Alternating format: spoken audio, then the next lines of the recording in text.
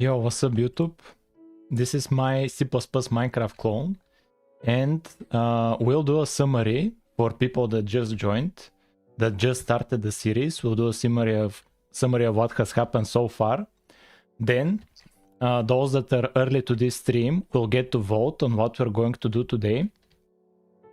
And after that, we'll do a summary what happened during this stream, which will be in about 2 hours, I think. Yeah, it will be in about 2 hours. So yeah, let's begin with the summary. Yo, what's up, Alex? I don't know how Alex does it. There wasn't even a notification in the Discord, but Alex always first, man. I don't know how he does it. Yo, what's up, Lurp? What's up, Wiz? What's up, Mojang Studio? Yeah, okay, let's start with a quick summary. This is especially for people that know nothing about this, and this is the first video they open. So this is my C++ Minecraft clone, and every day we do 3 hours of progress on this project. It's in Raylib as well. And we have here the inventory, the player, we have some spaghetti caves here. We have a village. This is the village, and this is the center of the village. This is the center of the village, and it's very simple. Just from here I get just these paths, and to the left and right randomly I spawn houses. But like this was in 3 hours, this village.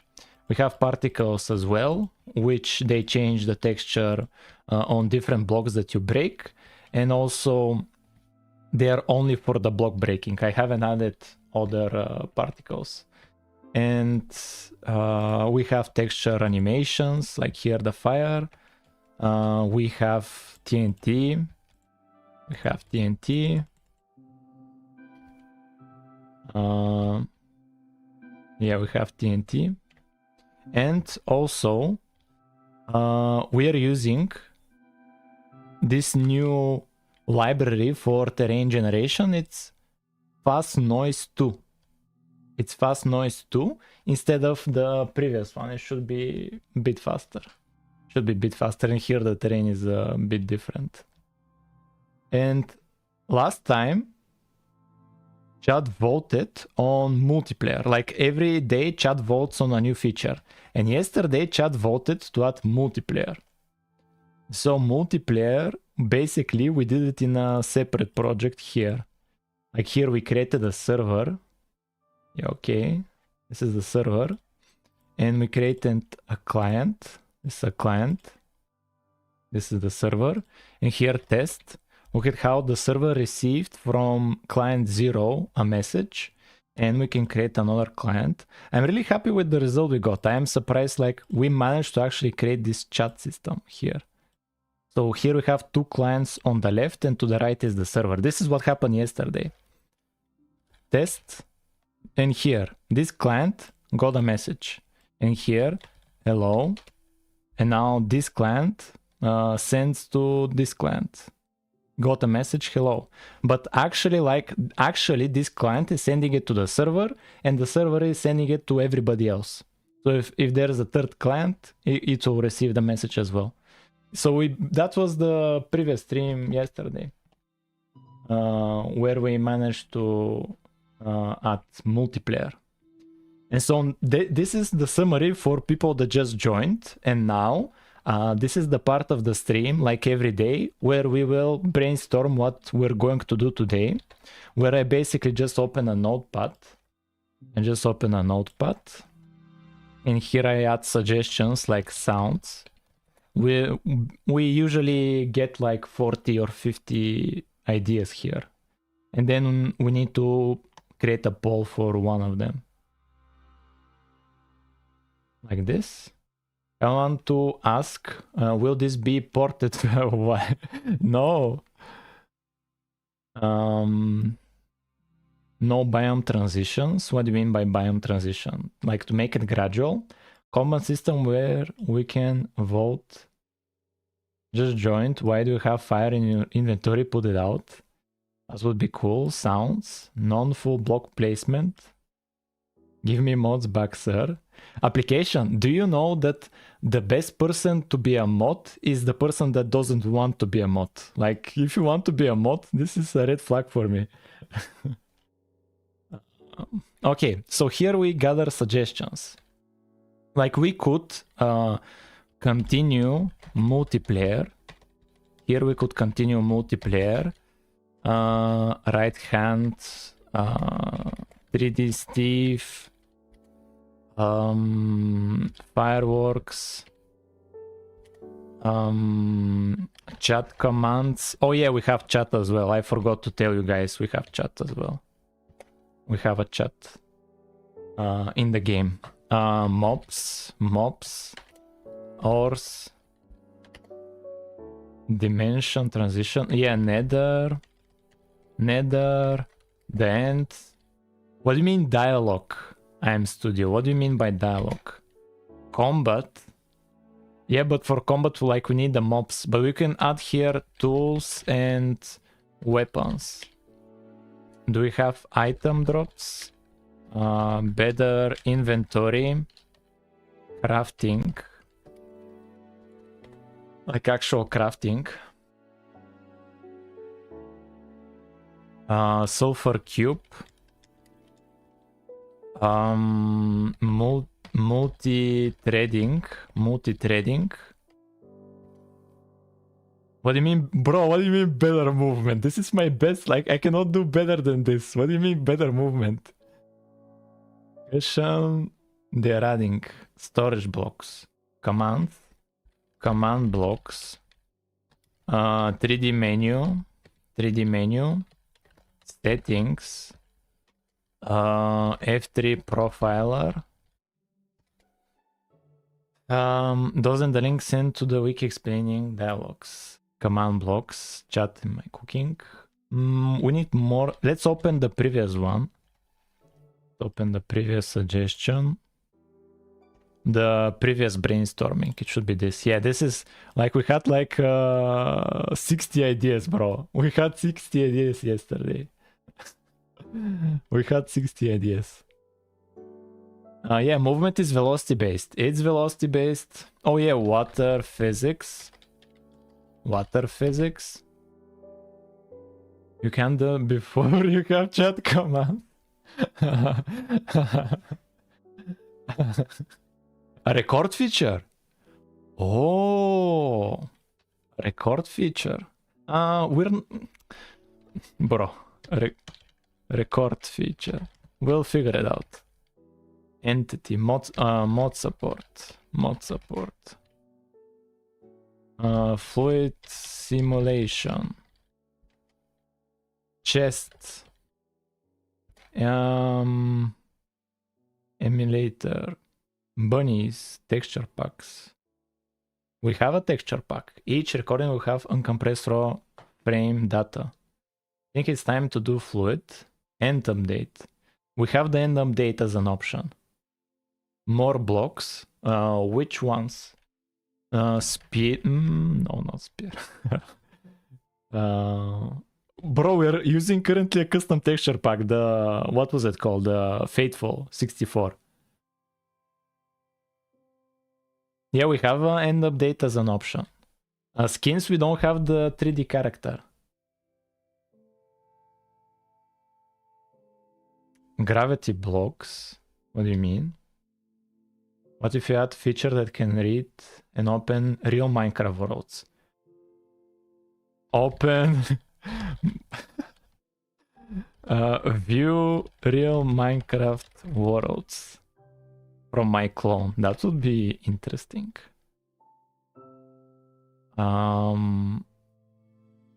Changeable texture packs.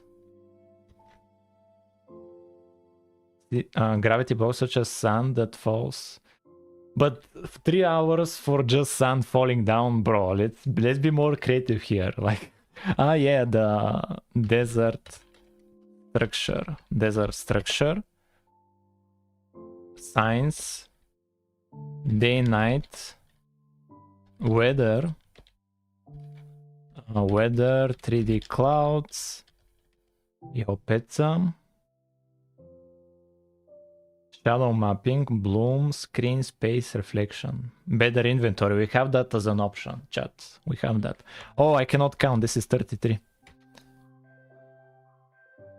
Maybe you could add stuff that might not take the whole stream and have second easy option to do after. That's too vague. Bread to the game, tools. We have that as an option. Minecart. You're right. Minecart. And the boat. The boat. We have 3D clouds as an option.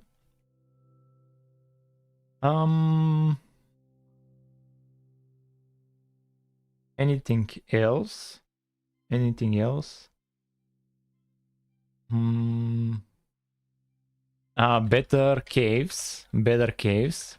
Better caves. Oceans. Oh, farming. I always forget about farming. What do you mean the maze? I don't know about the maze. More particles. Ores has... we have ores as an option. Potions. Offhand.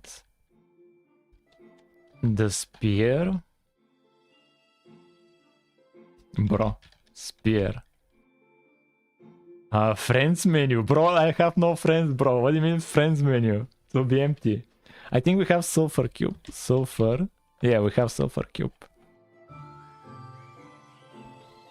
Weapons. We have weapons. We are all your friends. No, don't be parasocial, man. Don't pass that. Oh, we have low. All of us are your friends. No, guys. No, we're not friends, guys. We're not friends. Health and food. Oh yeah, villagers. Fence. The fence. Anything else? Yo, what's up? Gnox, what's up, Gnox? 3D mode. Should be simple enough. Dialogues. Viewers on this. Bro. Isn't that what Ludwig also does? Mushrooms. 3D models. Merchandise. Elytra. Do we have firework? Yeah, we have fireworks. We have crafting as an option. Show top of list. Yeah, this is the list. This is the list so far. This is the list. But we can do more options, chat. We can... Oh, torch.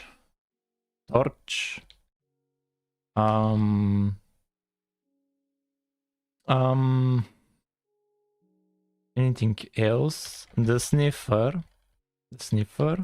Yeah, we have fireworks. How are you handling chunk storage? We are not storing them. No, we are not doing colored lighting. Suggestions are good, but probably shouldn't suggest things that is not needed at all, like multiplayer. Gaming, it's fine, man. It's fine. Don't worry about it. It's fine. The Wither. We're just having fun gaming. The furnace. What happened to multiplayer? That was the previous stream. Chat needs to vote it again. We have as an option to continue multiplayer. This is the second option. It depends on chat what it votes. Tornado. We have modding as an option. Multiple worlds. Oh, multiple worlds. Earthquake, Skylands, chests. We have chests as an option. Chest? Yeah, we have chests. We have hunger.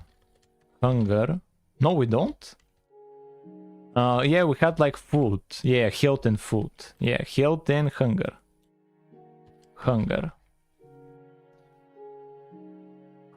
We have item IDs. We have them as IDs. We have IDs.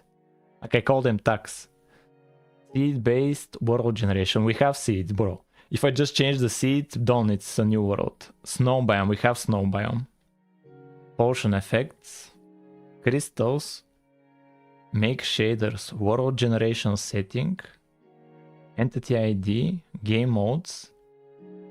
One last option, chat. One last option.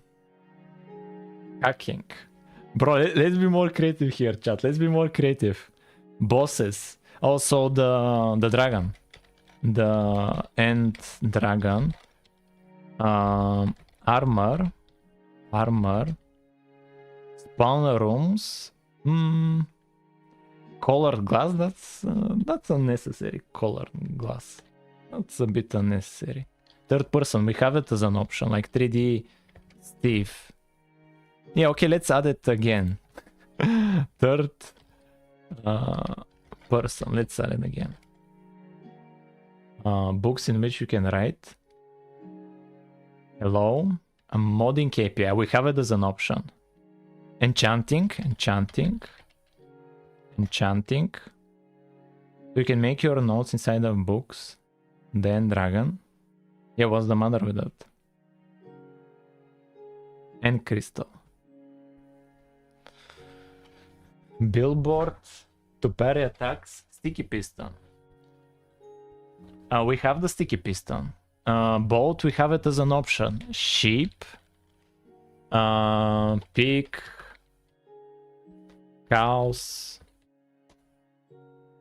Flowing water. Blaze. Water bucket. Spaceship. Birds. Trade. Car. Can you add setting to change the font? That's an option. We have it as an option. Will we have a day when we can view your code? No. Thermonuclear bomb. Nukes. New dimension.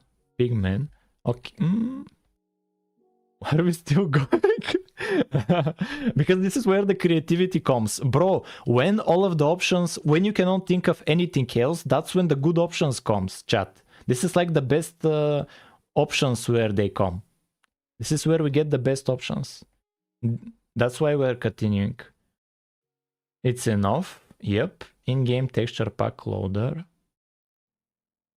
Ambient fireflies. Cobblestone generator. Infinite world. Okay, cobblestone. Cobblestone generator. Infinite world height. No, we need to do stuff that Minecraft has.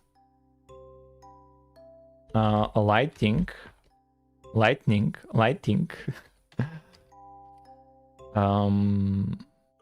Bow plus arrow.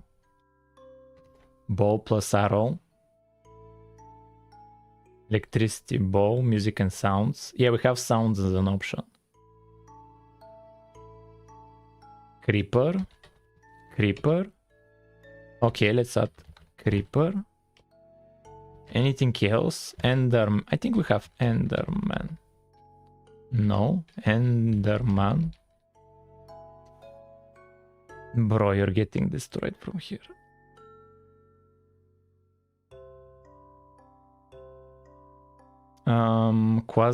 Wither quasi connectivity.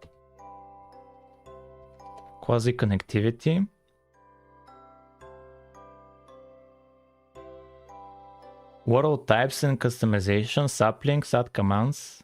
Okay, let's do one last option, one last idea, and then we do a vote. Open source, water, we have that as an option. Clock, anything else? One last option, chat. To have language support. It's only me playing it and I know English, it's fine. Flat world, swimming in water. Oh yeah, swimming in water. Okay, this is enough, chat. This is enough. Because it's barely readable now. Now I need to create a poll, but give me some moment. Need to create a poll. Pop out chat. Let's create a poll. Start a poll. Here, what to do. We need 4 options, chat. And if you spam, you get banned. We need 4 options here. Give me just the numbers. Don't give the names. Just the numbers. I need just the numbers. I need 4 options. I need 4 options. Multiplayer, multiplayer, multiplayer. Okay, so this is option 2. Give me the numbers, chat. Give me the numbers. 59, 23. Okay, we got 2 many times, bro. We got 2 so many times, bro. 63. 63. Anything else? 24. 27. 1. Okay, 1. One last option. One last option. 59, 29. 31, 16, I think. Yeah, we got 16 2 times. Ah, no, this is from you, bro. I'll ban you, man. 32. 48, 46. 59. But that's from the same person. Did I miss something, chat? Did I miss something? Oh, 6 from you. Did I get 6 2 times? Yeah, 6. Okay. We start the poll. Okay, chat. So we're voting. So we are voting on what to do today. And here are the options on what we're voting. Number 2 is continue multiplayer. Number 63 is swimming in water. Bro, who voted for this? Number 1 is sound. Number 6 is chat commands. Bro, chat commands. Bro, what do you mean chat commands? We don't know. What commands would we do? Like, we would only have teleportation command. Bro, how is multiplayer winning again? How is multiplayer winning, bro? I cannot do multiplayer, guys. How is multiplayer winning? I have no idea what to do for multiplayer. Chat, no. No multiplayer. Chat. Please, chat. No multiplayer.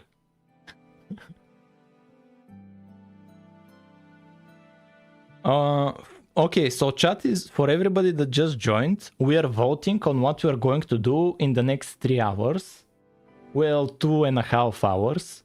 And right now, chat has voted 56% for number 2, which is continue multiplayer. Bro, why do you want multiplayer so much? Okay, we're waiting for 2 minutes and then we'll end it, the poll. We'll wait for 2 minutes.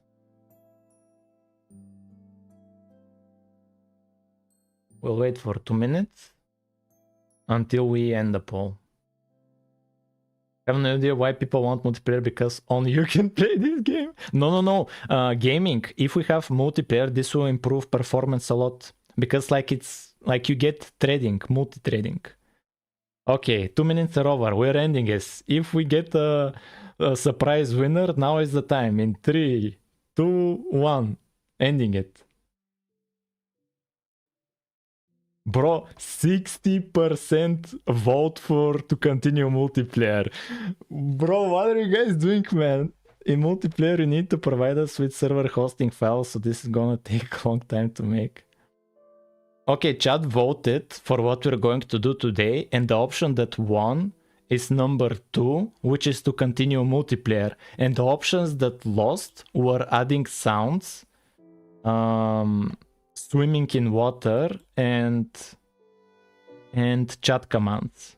So multiplayer won over all of those. You need server software like official Minecraft. I want to play this with myself. You better start working. Let me pin this. Pin message. Yeah, okay, let's continue multiplayer. Bro, chat, why did you vote multiplayer? I have no idea how to do multiplayer. I have zero clue on how to do multiplayer. So like this is the Minecraft clone. And for previous stream, we started adding multiplayer. This is the first time chat has voted for me to continue a feature. Yesterday, chat voted for multiplayer, and we didn't like finish it. Obviously, because it was just 3 hours. You cannot do multiplayer in 3 hours. But we managed to create this server client architecture. Here we have a client. Hello, I am client 0. And here, the server gets it. Hello, I'm client 0. Here, hello. And yeah, and here we got the message. Hello, I'm client 0. And so here we do, hello, I am client 1. And did the server crash? Yeah, probably the server crashed. So basically, this is what we did in yesterday. That's what we did yesterday. Let's open back again the client and server. Yeah, this is the client. This is the client. And let's open back the server. This is the server. This is the server. Sure. Have done crouching. Multiplayer does not take years, takes a while, but this is early on, it will take an entire year. Now rewrite in Rust. Yeah, so this is the server. The server is a single CPP file, and it lives in its own project, and we are using a library for networking, this inet library. And some of you guys may already know inet,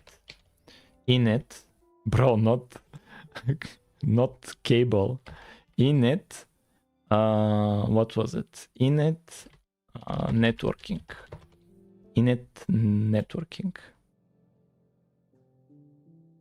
How do you handle chunk deletion without fragmentation with its container? I don't get your question. You should implement... Bro, we're not doing Rust. So we're using inet. And Godot uses inet. Godot uses it. This is the library for multiplayer.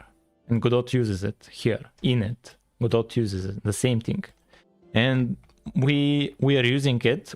Yesterday we added it. We downloaded it, and we're using it in the client and in the server as well.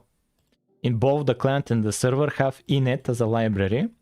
And here we just do some boilerplate code that comes from the tutorial. We just follow this tutorial and copy paste this boilerplate code to create a server client to connect with the server. You cannot hear music. It's because it's pretty low. And when I'm talking, the music lowers automatically.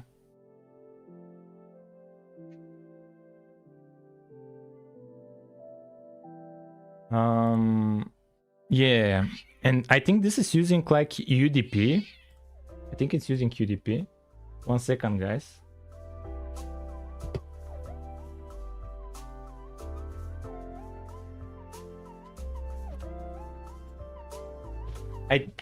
I think it's using UDP. And basically chat, like, I have no idea how to implement multiplayer, but chat wants multiplayer. And so we're adding multiplayer. So we started with this like super basic project just to figure out how this network library works. Just to learn the library and to see how it works and to see how the communication happens. That's why we started with this separate project. It's super simple one because we did it as a separate project and not in the game itself, because it's very in the beginning it's very helpful to make changes, to make big changes and to quickly refactor code, and in a small project that's very easy. It was very beneficial to do it separately in this small project, and we managed to do the client server like a simple chat system. We managed to do a simple chat system. And now, for today, I have an idea. Like I've thought about it on what to do in a potential part 2. I've thought about it, and I think it would be best if we start like using Raylib. right now, the client to use Raylib. I think that would be best here to add Raylib in the client. So here to render something on the screen and to start with the voxel world and to see how the server will send chunks to the client. So like, I think the server should actually hold the world data and the client needs to request that data to it. So yeah, we're leveling up from the simple chat project. We're leveling up and we're like going to use Raylib now. We're going to use Raylib.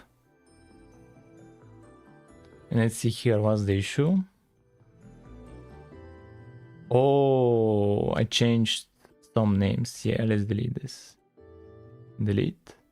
Yeah, we need to reconfigure the cache. Yeah, now it's fine. I changed the folder name and it stopped working, but now it's fine. Now it's fine. Yeah, this is the client. So here you can see it attempts to connect to the server.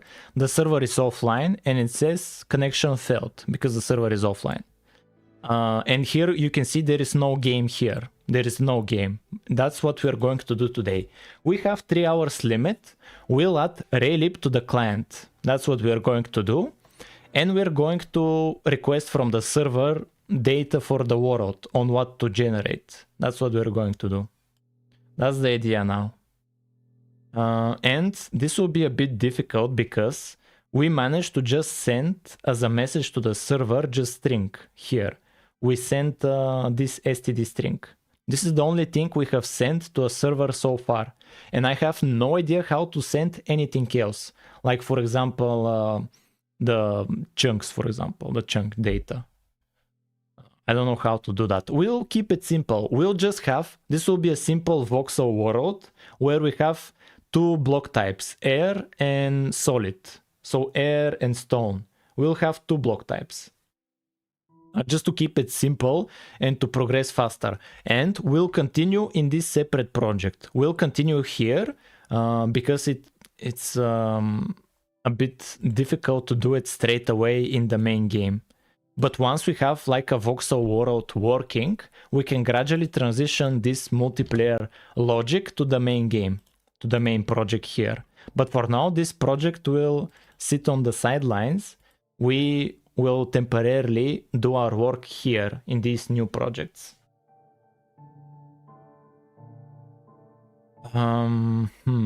Yeah, okay, so let's add Raylib now. Let's add Raylib and let's like execute some simple game here in the client. In the client here in the vendor, this folder, we need to add Raylib. Here we'll add it as a submodule, and basically a submodule is like another Git repository. Instead of cloning the repository, we add it as a submodule. It's slightly different. So here let's search for Raylib, GitHub, and let's copy the link. And here let's do git submodule add the link, and then we do inside of the vendor folder, and we create into, and we'll save it into folder called Raylib, like this. And now we're adding Raylib. We're adding Raylib, and the client will be a simple game. That's what we are going to do. It will be a very simple game. Right now it's downloading Raylib at 50%.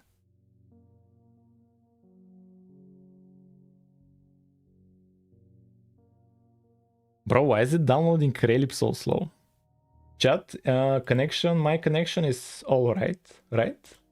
Because somebody complained for the connection. You have to serialize chunks into binary representation. Oh, that would be easy, gaming. That would be easy. It's just ones and zeros. Like a 0 will be block type air and 1 will be block type solid. This is the benefit of keeping it simple. And the good thing is, next time in part 3, we can make it more complex by adding all of the block types. Isn't it multiplayer in Minecraft is illegal? Bro, I don't get your message, man. As bytes, I mean. Yes, ones and zeros, like, same thing.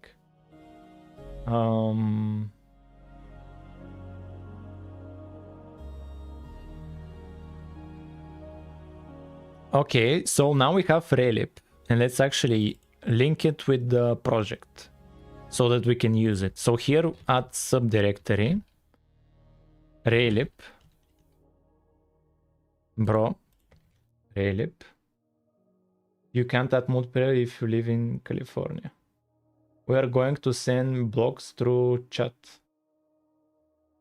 Yeah, why is the machine starting to lag? Microsoft Studio is using 30% of my CPU. That's wild. What is it doing so much? Is it this one? Let's close it.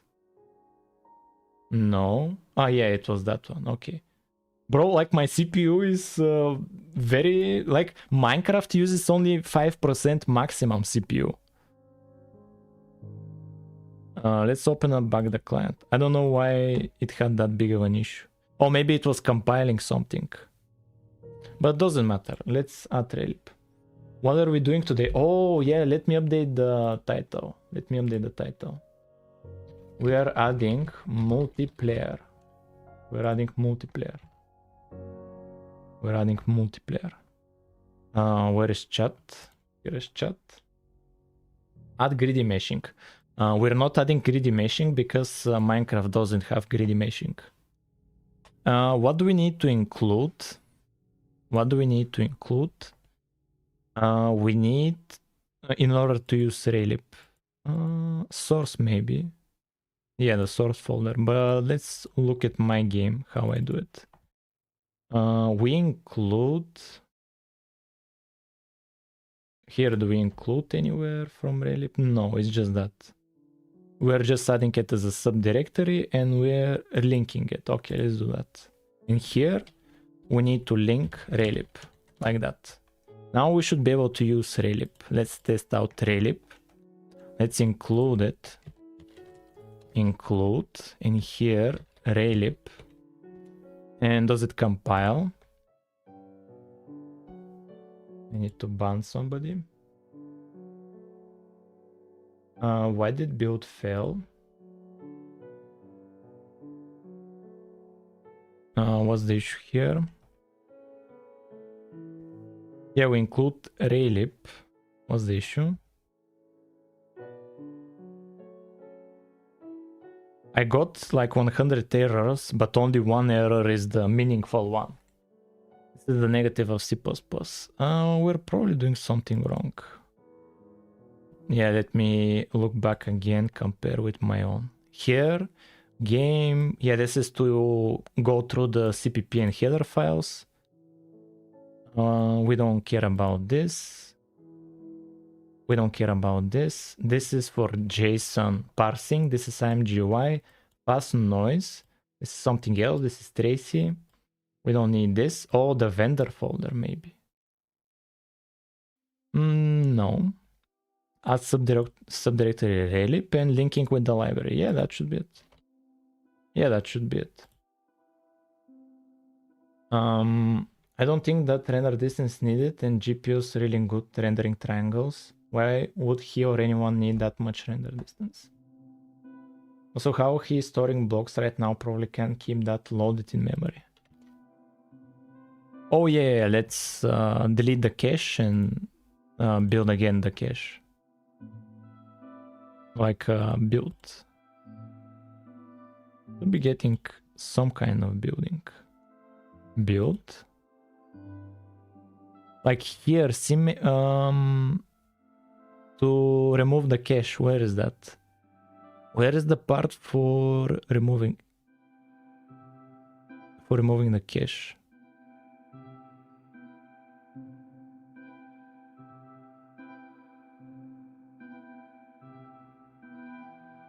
Debug. I don't see the option, which means it's not loading it properly. Let's load it again. That was weird. In .vs, If I understand correctly, it'd be like... Okay, now it's working. Okay, let's run it. Now it's working. Same error. This is compilation error. Yeah, only compilation. When do we have a compilation error? Okay, we're trying to include Raylib.h. And where is Raylib.h? Where is it? Should be in source. Yeah, we're not including it, probably. Where is Raylib.h? Where is it? Excuse me, where is Raylib.h? In Raylib source. Okay, let's include the directory. Raylib and here source. Let's include the directory. Just to be sure. Again, same problem. With using Raylib and also including Oh! Okay, let's remove Windows header. Or let's like move it above. Also, you're saying it's problem with the headers. I see. Okay, let's remove Windows. Will it still work? No, I removed window header. Maybe some other headers. Okay, let's remove... I want to remove all of the other headers just to be sure, but maybe not possible. Close window. Win user. What's this? Is this in Raylib? Windows kit. We're including it from somewhere. Yeah, the include files have issues. The include files have some issues. No. Like I'm including Raylib header here. We have access to Raylib header. It's fine. But the issue is it has problem with the other includes. Okay, let's have only Raylib. And here let's delete everything and have int main like this. Like that. Let's run it. See? It runs. So it was with the includes. So here let's do include init header. Let's run it. Yeah, it's with the init header. Yeah. It's with the networking. Sadly. It's with the networking. Raylib and init do not like each other. Init is the library for the networking. Init Raylib problem. Yeah, init and Raylib. How do they do it? Where do they include here in the client init? How do they do it? Raylib. Include a networking interface. We can't directly include networking in any file that uses Raylib H. So we abstracted out network gameplay, so its own file. Oh, so that's how they do it. Net client and net constants. Net client. Yeah, they do it separately. All of the logic that uses net client, they handle it separately. Interesting. Connected. Yo, but this is very useful library, like a repository. We can use this for reference.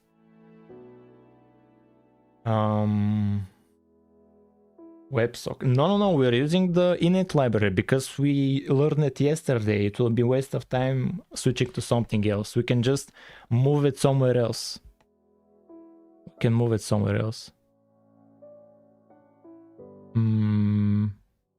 Init client, net client, net common, net client, header. Oh, here it has the header.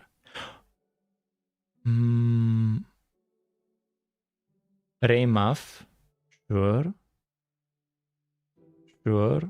And here they have net client C and net common. What's net common?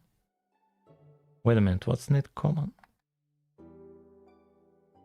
Server C, networking, net common. Net common header, init header. Net common header. And here they include in it. They include it here. Read byte, yo. And read short, yo. I think this is what we need. Okay, okay. Okay, I get it. I get it. I get it. So here we need to remove this init code. We need to remove it.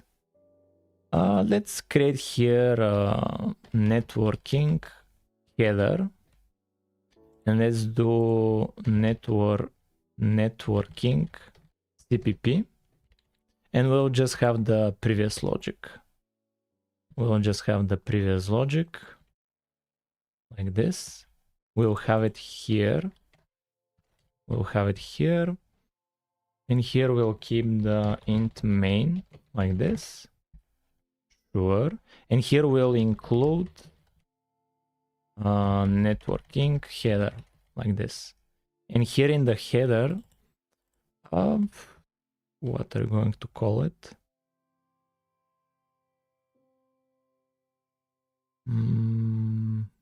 Here they just have a bunch of functions. We can do like pragma ones. Pragma ones. And here we can include networking header like this. And this will be some random function. Random function. We don't care about it right now. Yeah, right now we just want to run a Raylib game. Here will this run? Okay, this runs. Okay, okay, okay. Okay, now it's working. And let's see some simple Raylib example. Raylib player. Let's see some simple Raylib example. We can have something on screen. Or camera. Raylib camera. First person. Yeah, this thing. Let's do this thing. I need a simple example. Okay, let's copy this. Copy this. Sure. And anything else? Our camera. Like this. Some Unicode characters do you want to resave? Yes. Let's save. So what now? And sadly, they use this way of... like these brackets I need to remove. Yeah, okay, so let's remove them. Vim s replace. What was the search and replace? %s.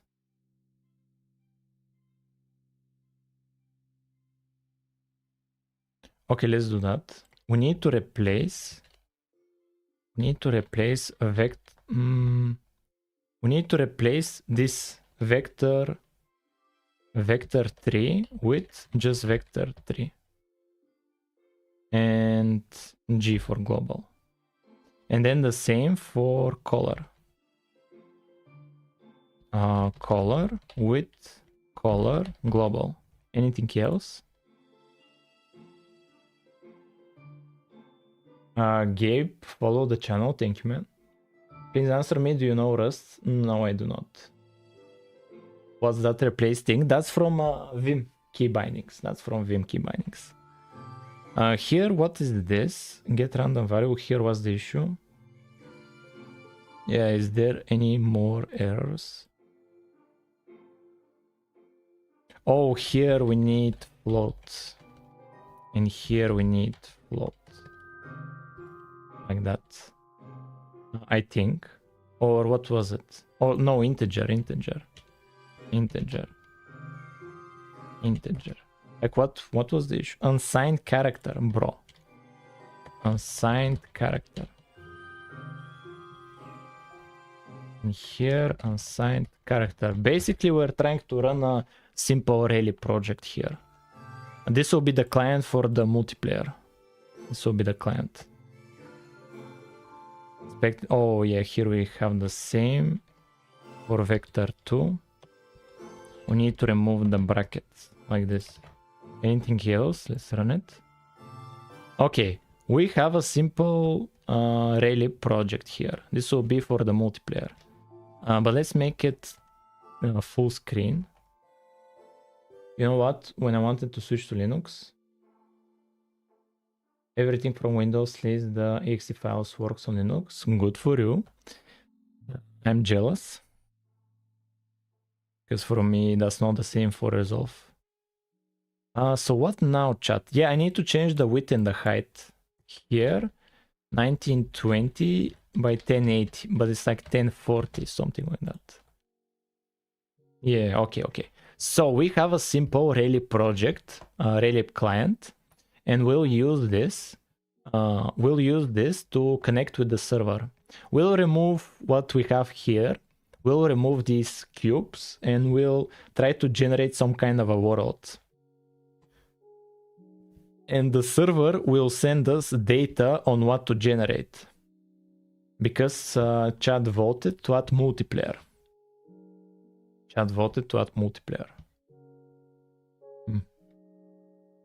Okay, let's do this.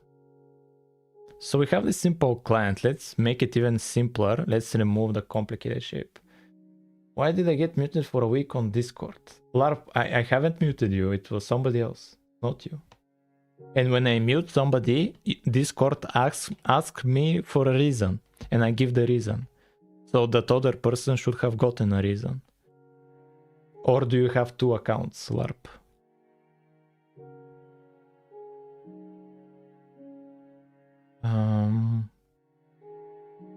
Let me think about it. Yeah, let's make the... Okay, so this is the current project, Raylib project. Let's make it simpler. How's the progress going? Well, we have a client. This is the client. And we'll connect it with the server. We'll make the server generate the world. And we'll make the server send the world back to the client. And we'll render whatever the server gives us. And we're doing it on a separate project so that here it's easier to do changes. The other project is too big right now to experiment with the multiplayer, but once it gets close to the big project, we'll move it there. I don't think it sends the reason to the person, it's just for logging reasons. Oh, bro, that's very annoying. I always give a reason there. That's a bummer. Okay, let's clean up this code here. Clean up this code. By clean up, I mean just to delete whatever we don't need. We don't need these ones. We don't need this. Yeah, we need update camera. Here is the draw. Here is the draw. Here we draw.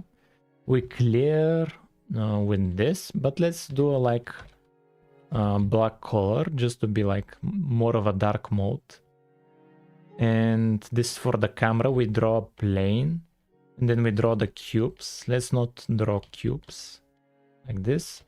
And here this draws a bunch of text. We don't need the text like this. Anything else? Disable cursor, target FPS, that's fine. That's fine. Or we can use target FPS for our own clone. That's helpful.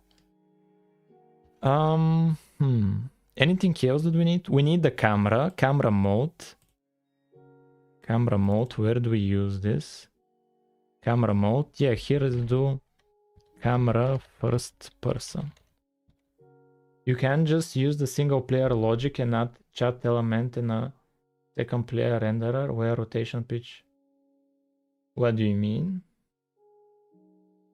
I have two accounts, but I only joined on my other account after I got muted. No. I saw like LARP, bro. No, it's not after the mute. It's not after the mute. I can tell you that for sure.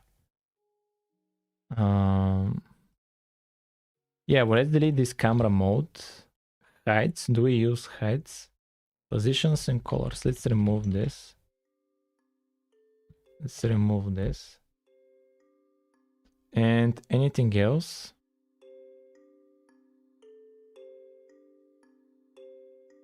Yeah, that's it. Right? Yeah, let's run this. We've simplified it a lot. Yeah, and we're on a simple plane here. Let's make this a grid. Let's make this a grid. Draw grid. Draw grid, and here we'll draw like this. We draw a grid. Bro, what's this grid? It's too big. 10 by 10. Like this.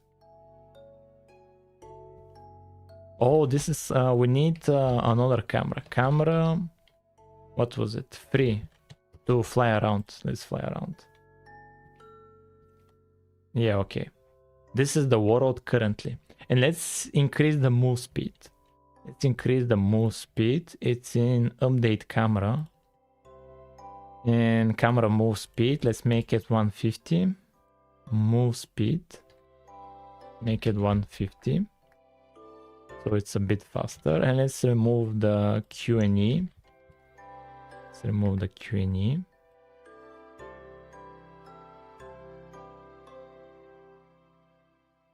Okay.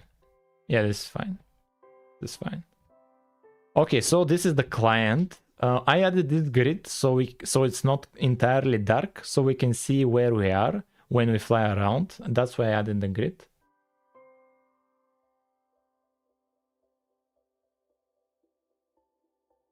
So let's now do the communication with the server. Let's do the communication with the server. And let's maybe comment this. Let's maybe comment this. Over this init, you have data for player 0 being sent, which will be rendered on player 1. So for example, if player 0 moves to a different coordinates, like 4 blocks back, we send that to the host, the positions are updated from the host, and we render the information received from the host. Yeah, okay. Git. Let's comment this. Git add. Git commit m simple Raylib client. Okay, so we have a simple Raylib client. Bro, why is the out folder getting committed, bro? Anything else? Yeah, okay, let's run it again. Okay, so this is the client. Yeah, this is the client. Sure. And what now? What should be the next step now? Well, we need to send our... If we send our position to the server from the client, there will be cheaters. Like, we don't trust what the client sent. We don't trust what the client is sending. Instead, we need to do something else. Because like in order to... Okay, no. Let's do something different. Let's ignore the player position. Let's just receive one subchunk that we will render. Let's just receive one subchunk, which is like 16 by 16 by 16 blocks. We'll send this from the server, and the client needs to receive it and render it. I think that will be the best plan of action right now. That would be the best plan of action. Yo, what's up? You didn't add it to git ignore. It's fine, man. We're not pushing this to anywhere. Yo, what's up? We're not pushing this to anywhere. The git ignore is not that big of a deal. But let me think about it. What are we going to do? Oh yeah. We need the server in some way to send data. And I don't know how. Like to send information, or what actually will the server send? Does the server send the data for the subchunk, like the block types, or does it send the mesh? Who generates the mesh? Is it the client or the server, chat? Bro, is Jake here? I need Jake, chat. Where is Jake? I need Jake. I need Jake for this. Client. So the mesh generation is from the client. I see. I can tell if you're ignoring me because I'm right. Bro, Larp, chill, man. You're tilted. Chill, man.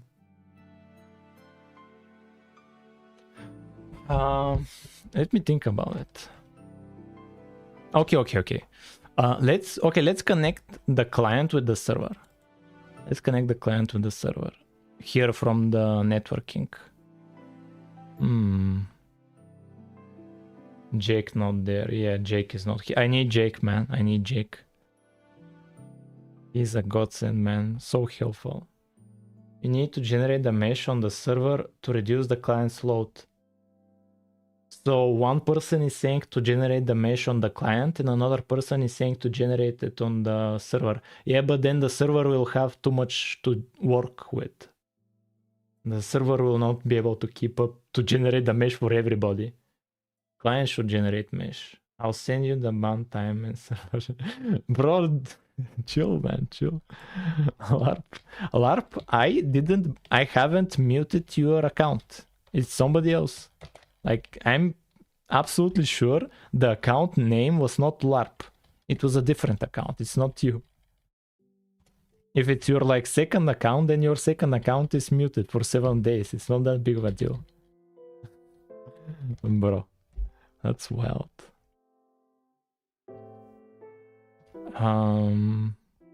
Okay, so this is the client. Oh, Balright. I don't know about Balright. I muted somebody else. We'll see. I have an admin as well, but we'll see. We'll see. But now let's focus on this LARP.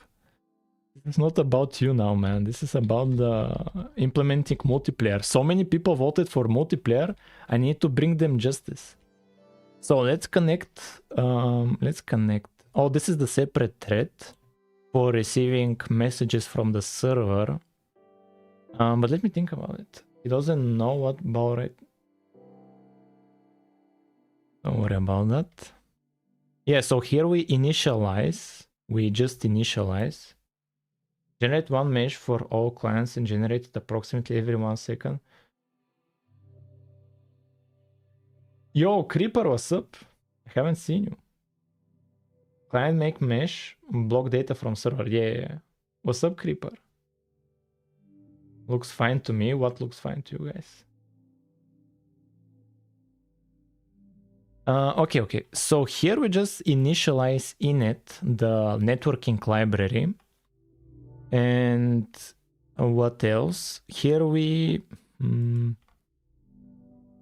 connect here. Here we connect. Here we connect. Yo, is stream all right? Stream should be fine, right, guys? Stream should be fine. Yeah, stream health says it's healthy. It says it's healthy.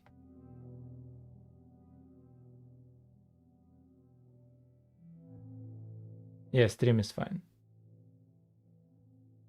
Server sends script down chunk data file. No, bro. I don't get what you type. Okay. So what now?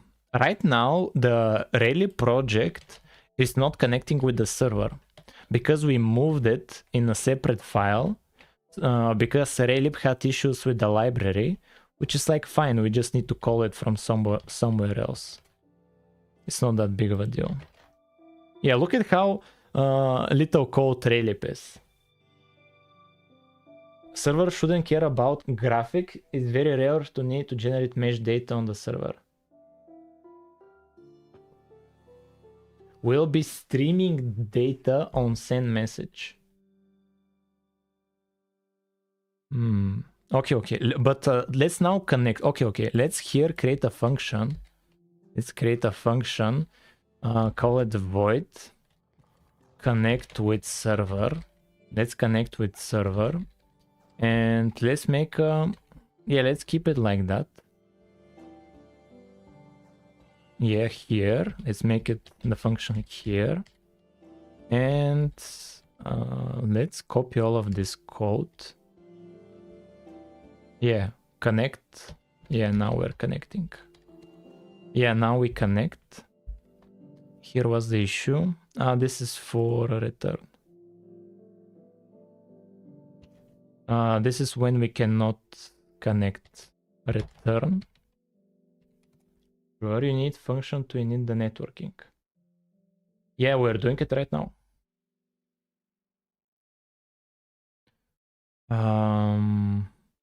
Detective Jones, on my end, everything looks fine. I don't know what's the issue. So here we connect, sure. And later on we'll need the data. Later on we'll need the data. But let's just connect right now. Let's just connect. Here, can we do?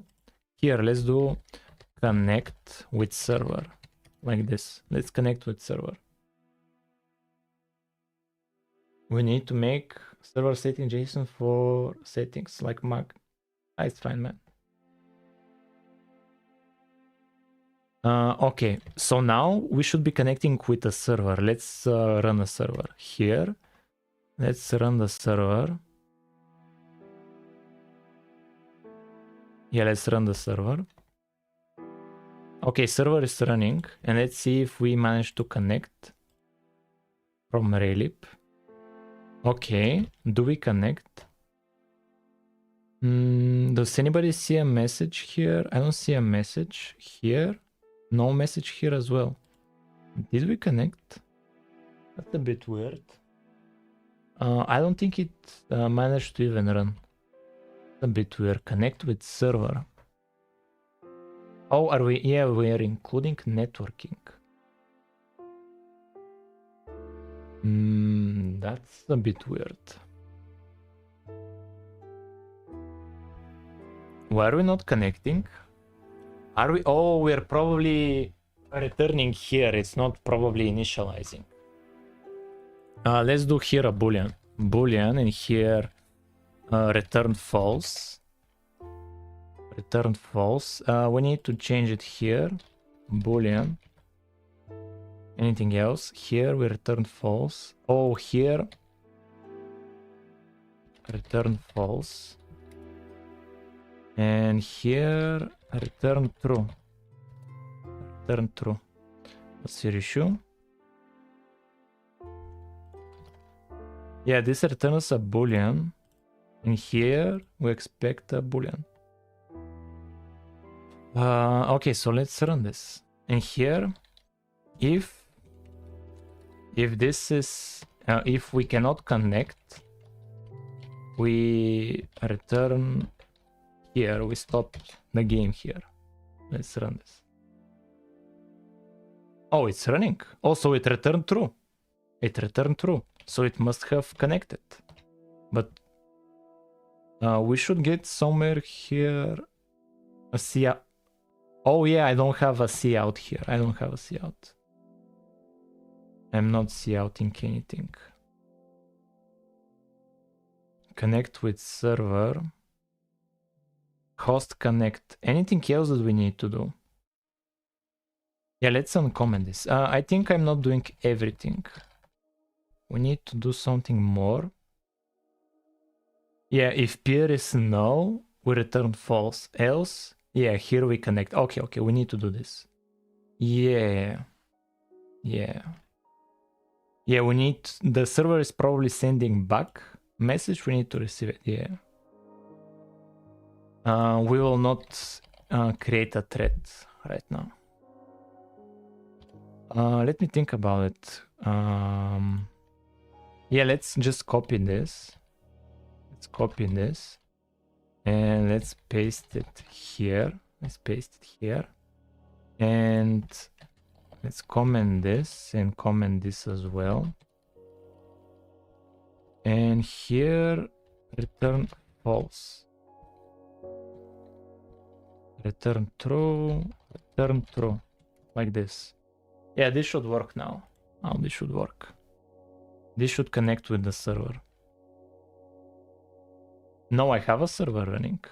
Okay, connected to server. Yeah, we connected. And here the server, I don't see a message from the server. Bit of a bummer. Let's run it again. Okay, server is running. Let's run the client. Client is running.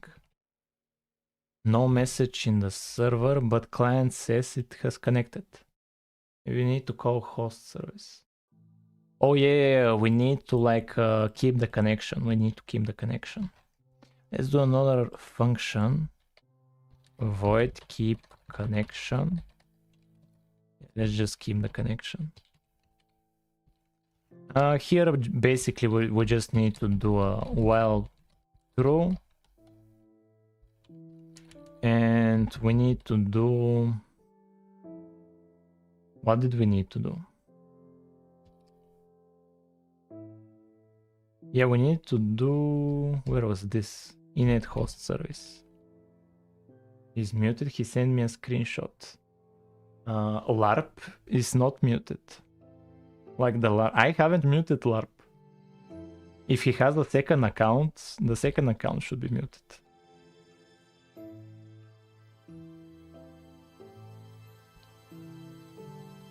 Yeah, we need to do this with a 0 timeout.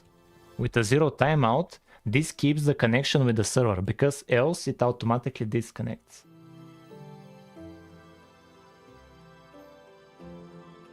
Let's just ignore the mute. Yeah, it's very distracting. It's very distracting. Client.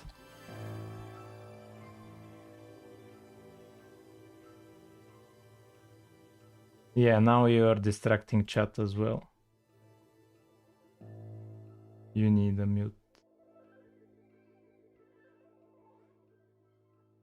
Make ID to debug on connect. We need an information with one player has connected. To debug on connect. Oh, I have an ID. My ID is not a unique ID. It's just like an integer from 0 to whatever the last connection is. But let me think about here. I want to keep the connection. To keep the connection, how long would the multiplayer will take? It can be just this stream. It depends on how long chat will vote for this topic. Depends on how long chat will vote for this. I don't have access to this and to this when I make it as a separate function. And what are these two? Client and event. What are they? Client. So it's an init host in this event.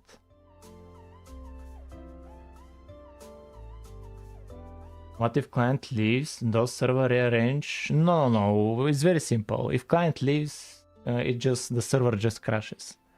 Imagine chat votes for multiplayer so often that we run out of things to make multiplayer.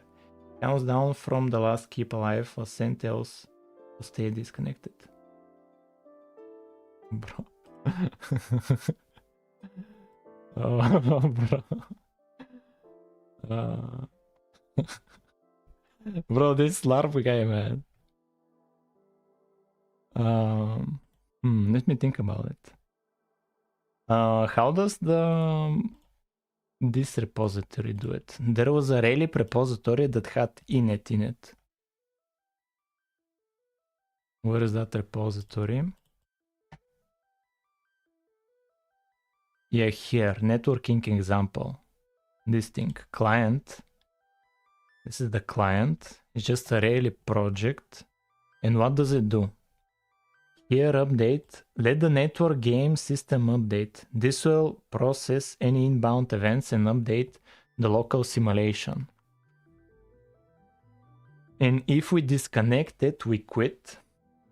If we are connected and we have a local player ID, the state is playing. If disconnecting, sure. If playing, this is when playing. Else, if not connected, we reconnect. Here we try to reconnect. Sure. Cache of the incremental amount we are going to move this frame. Sure. Update local player. Tell the network game that we moved. It will update the local simulation and cache this data until the next network tick. Interesting. And here we draw the game.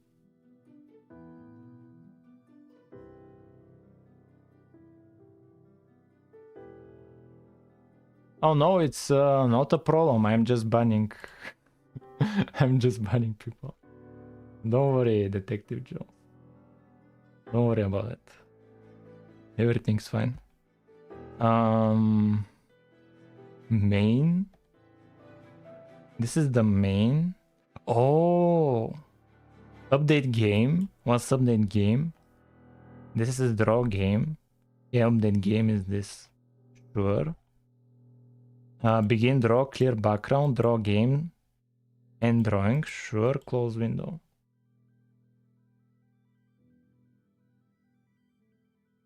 Let me think about it. And here we connect. If you want to connect to a server on another machine, change this or ask the user for the server address.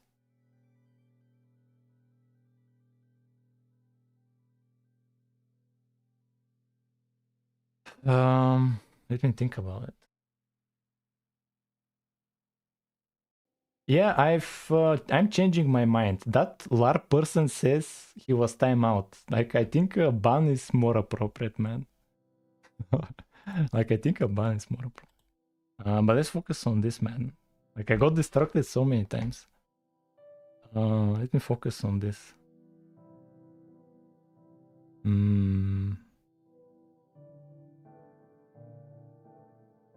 We focus on this. Wait, because I don't understand. So what is our problem? No, we don't have a problem. There is no problem. Like we have a client, we have a server. For now, we are doing good. I just want to see this example on how they do it. Because here is a GitHub repository. That's a template. This is a template on how to do Raylib with our networking library. This is a template. Raylib networking example. And I'm just looking how they do it because like they spent more time on it than me. And I want to take some inspiration.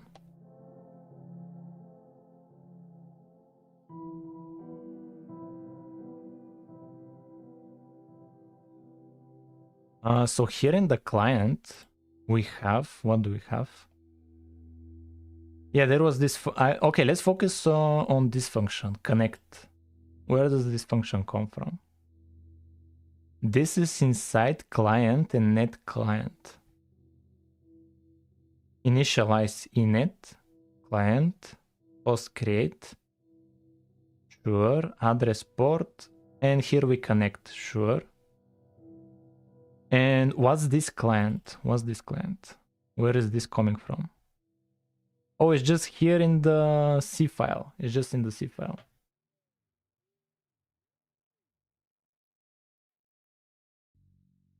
It's just in the C file.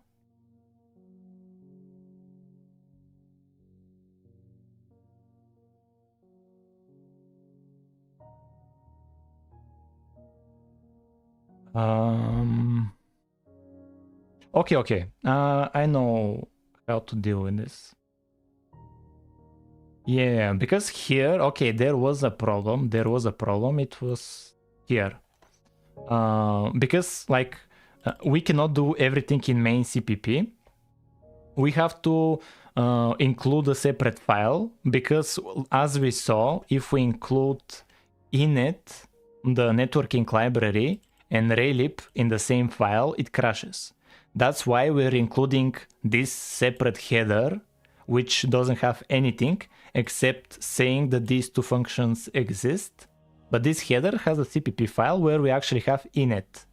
So basically, we have to deal with the library with these separate functions.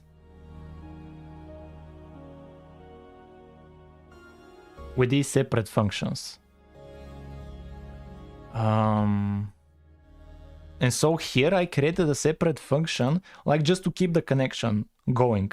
Because if we stop communicating with the server, it automatically like disconnects us. And that's how we kept the connection before. But here we needed a client and an event. We needed that. an event, we can actually use this. We can use this.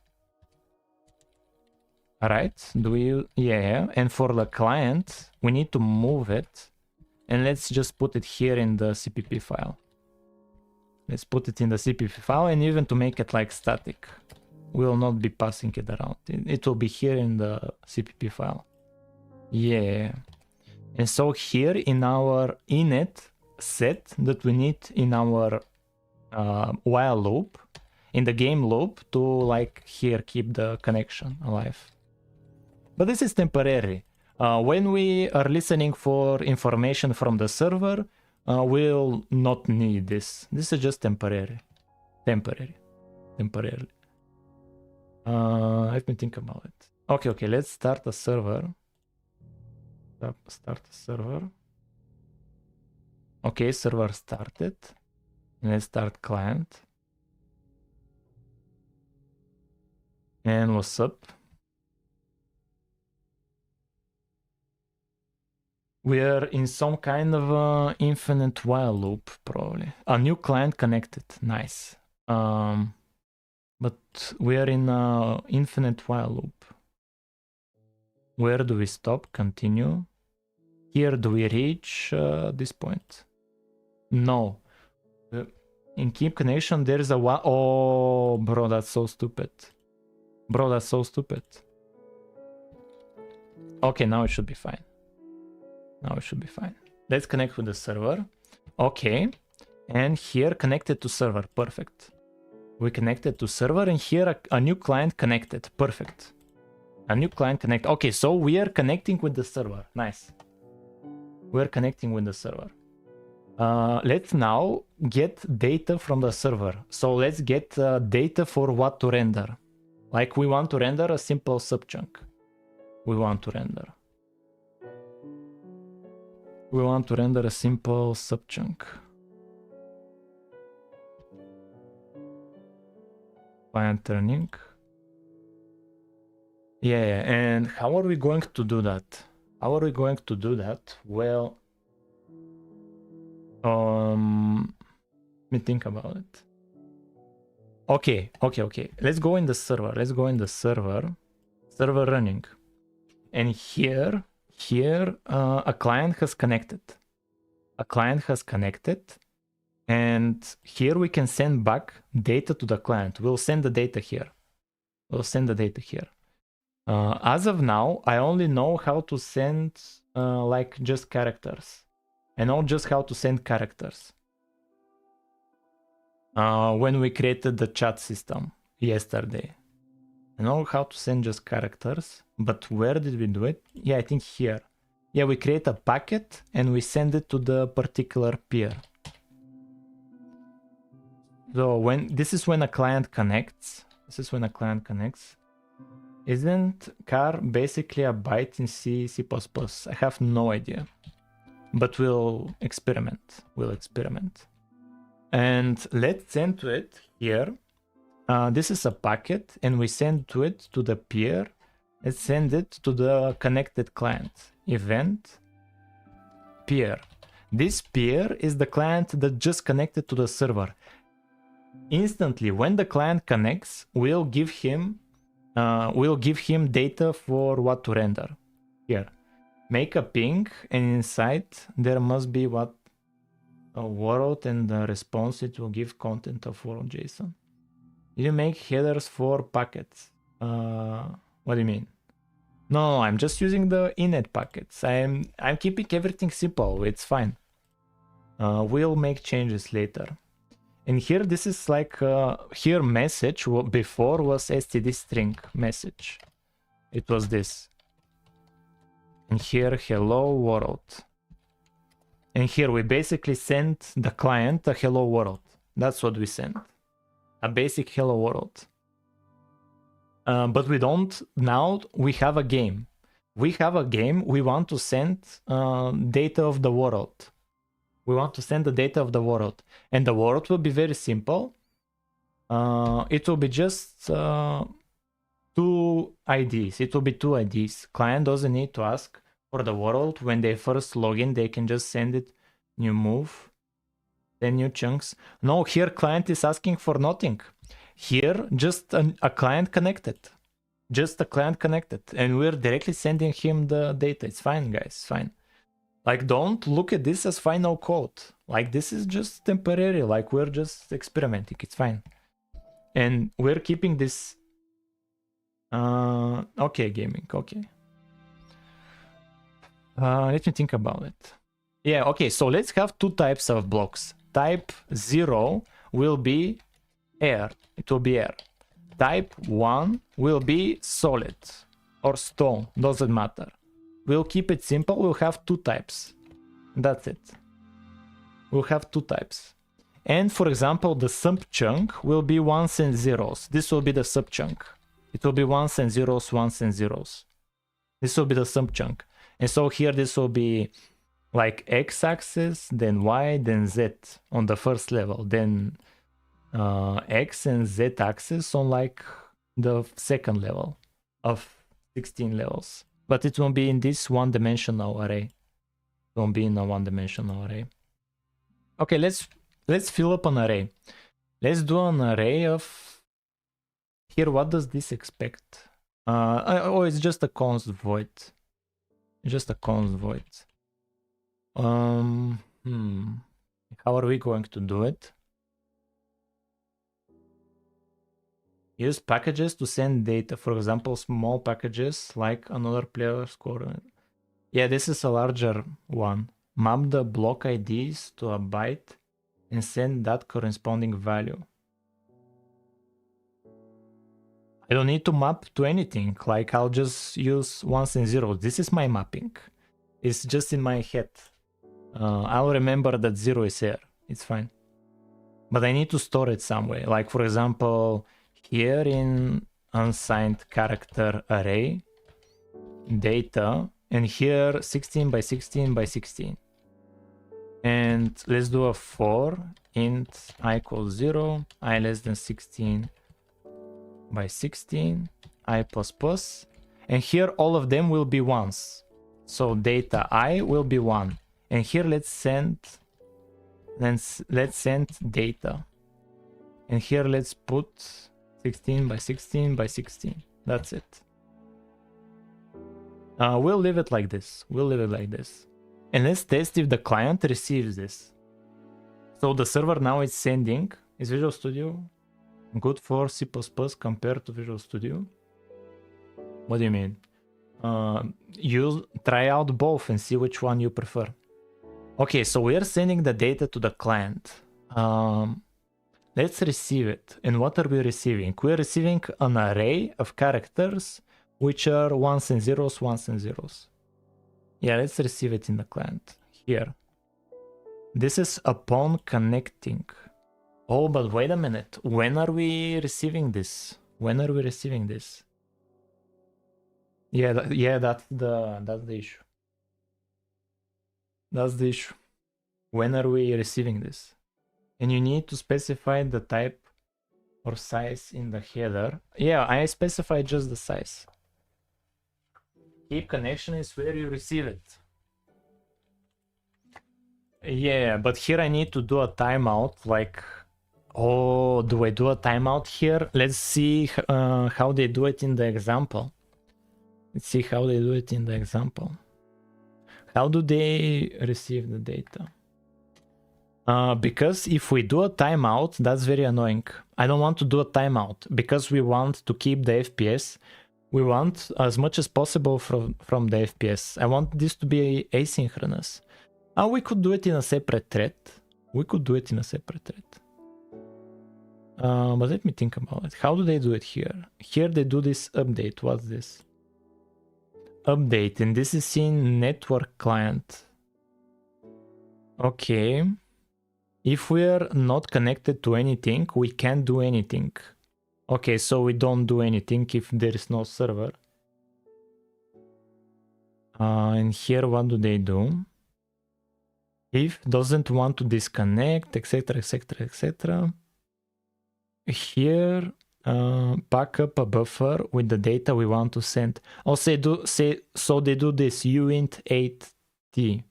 So this is probably like 8 bytes Oh, 9 bytes for a 1 byte command number and 2 bytes for each x and y value.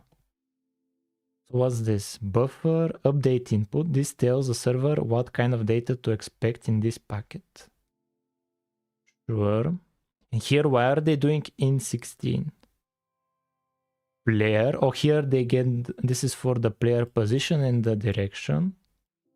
Packet, what's this? This is to send data, right? Yes, and oh, so every frame we're sending to the server where we are. Interesting. Yeah, this is the packet.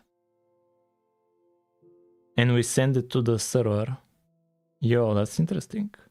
So every frame we send the player position. Yeah, we send the player position and the direction. Interesting. Anything else? Read one event from init and process it. So we process on. Oh, look at this chat. They don't do a timeout. Check to see if we even have any events to do. Since this is a client, we don't set a timeout. Yo, we don't need a timeout. So that the client can keep going if there are no events. Yo, that's interesting. They don't do a timeout. I didn't know that. Yeah, Chad was right.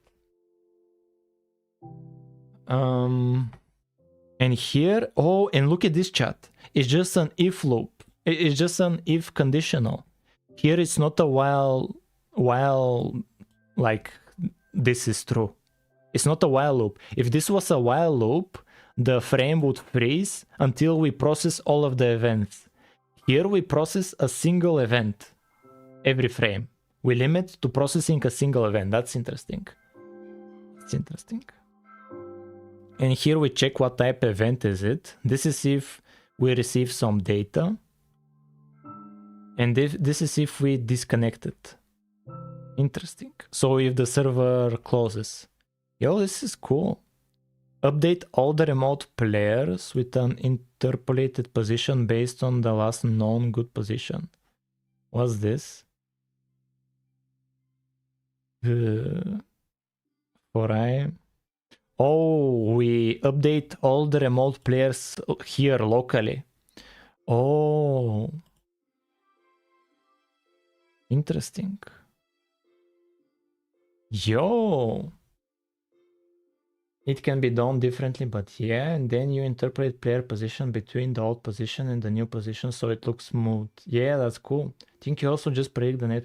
Yeah. Hello. What's up? Reminiscent. What's up? So like, render and send it. Okay, chat. Okay, bro, this project here is extremely helpful. It's extremely not prediction. Interpolation is the smoothing between two real positions. Minecraft clone. Extrapolation is prediction of the next position ahead of time. Yeah. Okay. So here we just do if this is greater than 0 and we execute. That's it. It's very simple. And here we test for the event. Okay, let's do it like this. Like this. We test for the event. Oh, we cannot do this. Wait, my cat is here. Wait, guys.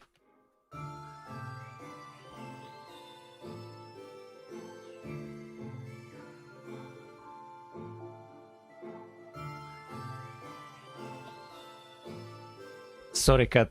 Sorry, chat. The cat wanted attention. I cannot say no, bro. I cannot say no. Okay, so here we get an event from the server.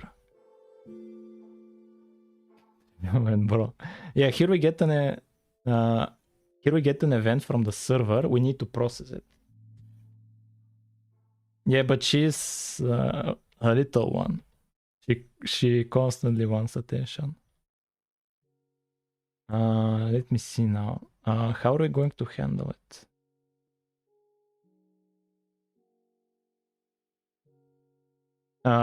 We checked the event type. Where did we check it? Yeah, here. This is if we are disconnected. event type, and this is if the type is to receive information. Let's do that. Let's do this switch case. Let's do this switch case like this. And here this needs to be lowercase, right? Okay, nice. Nice. Okay, here we process the information from the server. Here we process it. Information from... So the server is sending the data. Here, server is sending this data. We can change it to something else, like what they do in the tutorial, uint8t. We can do this. What's this? I should be able to hover it. This is 1 byte.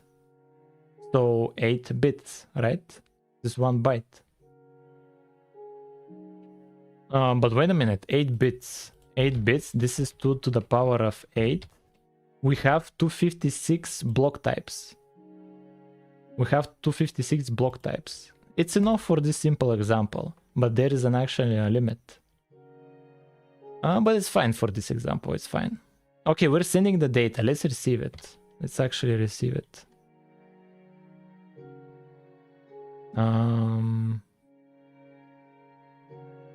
Let's actually receive it.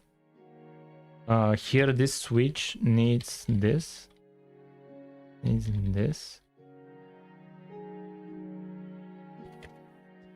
Okay, sure. Do I need this break here? Doesn't matter. Okay, so we are sending the... This is one subchunk. It's just 16 by 16 by 16 blocks. The client needs to receive it and create a mesh. So where's the client? This is the client. So we need to receive from this. Okay, we have received an event from the server, and the type is we're receiving data. So let's see what the data is. How do they do it? Let's see what the data is. Data length. I don't care about this. I don't care about this. Network commands. Oh, so when they send data, they start off with what type it is. Here they have types. If it's accept player, we can do in this state, so ignore anything else. See who the server says we are. Make sure that it makes sense, bro. For the next frame to do an update by pretending it's been a very long time since our last update. Bro, what are these comments? We are active. Set our player at some location on the field. We have been accepted, so process play message from the server. What's this? See what the server wants us to do. Add player, handle add player. Remove player, handle remove player. Update player, handle update player. Okay, so we need to see this update player function. Yeah, so basically when a new player joins, maybe they handle it here. Maybe they handle it here. And when a player leaves, they handle it here. Yo, I didn't expect to be this complicated, bro. I'm surprised how complicated multiplayer is. Tell init that it can recycle the packet data. Sure. Let's do this. Here, let's do this. Some boilerplate. Okay, let's see what handle update player is. What does this do? So what's this? Read byte from the packet and an offset. I am back. What was the first language you ever learned? Do you know web development? I think the first one I learned is Java.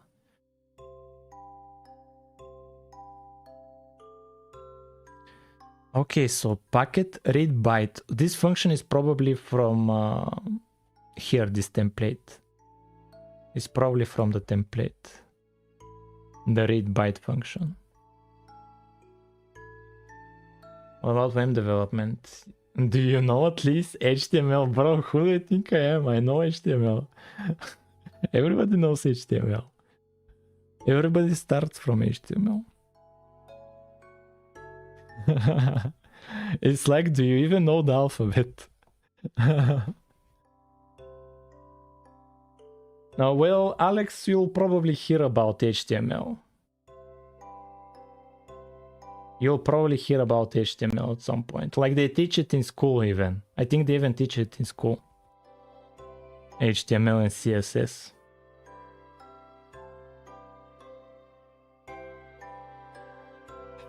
So here, how do they read data? Make sure we have not gone past the end of the data we were sent. Sure. Cast the data to a byte so we can increment it in 1 byte chunks.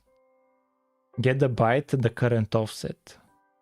Move the offset over 1 byte for the... Okay, let's just use this same function as well. Yeah, let's use this function. This is helpful. It's interesting. Yeah, let's use this. Read short. Assign short from the network packet. This is maybe to have even smaller amounts of data. Yeah, this is interesting. Read byte. Let's copy this in the client. Let's put it here in the networking. So uint 8 t read byte like this, and it needs enet packet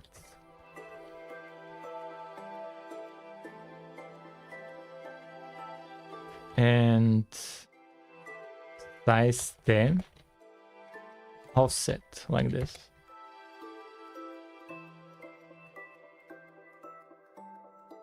Okay, let's implement this function. Let's implement it. Okay, sure. I don't need comments. Okay, this is the function from the template, reading a byte. So we read it from a packet. And we use this offset, sure. We cast the packet data. And what's this? Oh, we return data. Interesting. And what's this? Data. Oh, this is just one single byte. It's a single byte we're reading from the data. That's interesting. It's a single byte. It's a single byte. It's not reading the whole data. Yeah, okay. So here they read this. And what's the offset? Yeah, what's the offset? Where's the offset? Oh, and the first byte is the type of the server command. That's interesting. Yeah. Let me see now. And where is offset? Yeah, this is offset. Size t offset is 0. Sure. Size 8. What was it? Why is it just size t offset equals 0? But then the byte is uint 8t. The types are a bit annoying, but it's fine. I can figure it out. We'll figure it out, chat, with the types. Minecraft, when it serializes chunks for networking, they have bits per entry and pack all the blocks into many 64-bit entries. There will be as many longs as needed from entries count, entries per long. How did you get so cracked at programming? Bro, just look at how many streams I've done. This is just the public site. And imagine the private site. Like, just invest the time and you'll become good at anything. It's not that big of a deal. Just invest time and try to improve a little bit every time. Okay, so what now, chat? What now? Let me think about it. What now? Oh, we need here, okay. We need uint 8t. This is the sub chunk, and it's 16 by 16 by 16. Let's receive it. Let's receive it. Let's receive the sub chunk from the server. This is when we have connected to the server. The server sends just single sub chunk. And here we will do for int I equals 0, I less than 16 by 16 by 16, I plus plus, and here we do sub chunk I equals read byte from where? From the event, and we do the offset like this. Like this. What did it want? Oh, the packet is the packet. So here, packet, like this. Okay, so we should be reading the subchunk right now. Maybe we should do a breakpoint. But when the client connects, we should be receiving here the subchunk information. We should be receiving it. So let's run it. Is the server running? Yeah, server is running.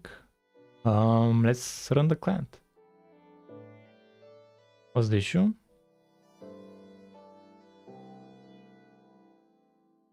Do we need to include anything? Let's go back in here, client, header. Where do we need to look? Where was it? Networking. Where was the read byte thing? Where was it? No, not here. Where did they? Oh, they include. Net common. Yeah, here, read byte. Do they include anything? Just init. Oh, yeah, we need to include init here. Yeah, we need init here. Yeah, we need to include init. But maybe this will cause an issue. When we include it here, maybe it will cause an issue. Because this will be copy pasted elsewhere as well. Let's run the client. Yeah, it causes a problem. Because the header gets copy pasted. It gets copy pasted here, and we include Raylib here, which doesn't like the init include. Yeah, this needs to be from somewhere else. Oh, this needs to be a separate file. It's a bit annoying. This needs to be a separate file. Bro. Init wrapper. And here we need to... Bro, I lost the function.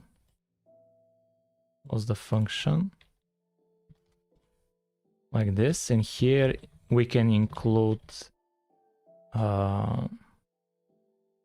here we can include init header, like this. And what else? And we need a CPP file. Init wrapper CPP includes init wrapper header, and we need to define it here. This part we need to define it here. But let's update CMake so we can fix this error. It's because C doesn't have namespaces. Yeah, that's a bit of a bummer. Wait a minute, I could add a namespace to Raylib myself, but that will take some time. Let me think about it. Here, yeah, we need to define the function. Yeah, let's move it around. Yeah, all of this is only because of Raylib not having namespace.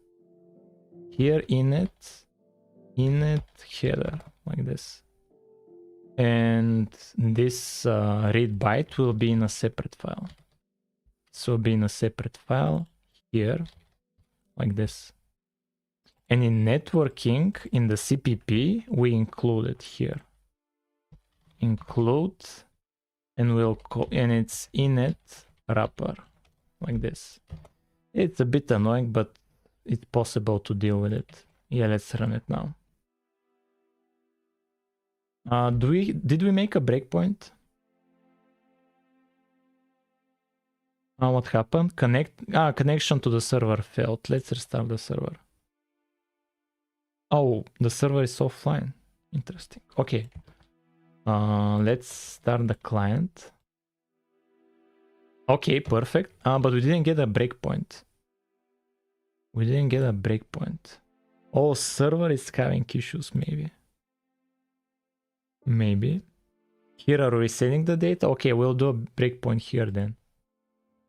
We'll do a breakpoint here. And let's stop the client.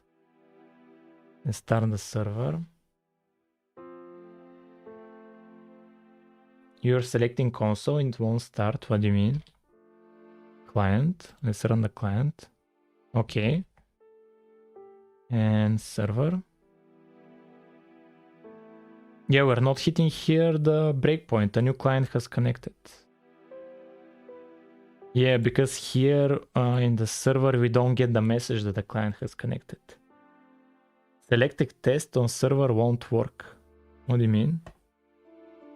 Yeah, last time we got this error from before and we like managed to fix it. Press enter, then it is no, you got it wrong. You got it, no. Don't worry about it. Don't worry about it. It's a different kind of problem. Mr. Pi, it's a different kind of problem. You need to add packet ID eventually. Yeah. Yeah, it's this part, the keep connection. Is this running? Main, keep connection. And here we have the event offset. And here we are doing this, which should keep the connection. Like last time we didn't have this in it. Like that was the problem.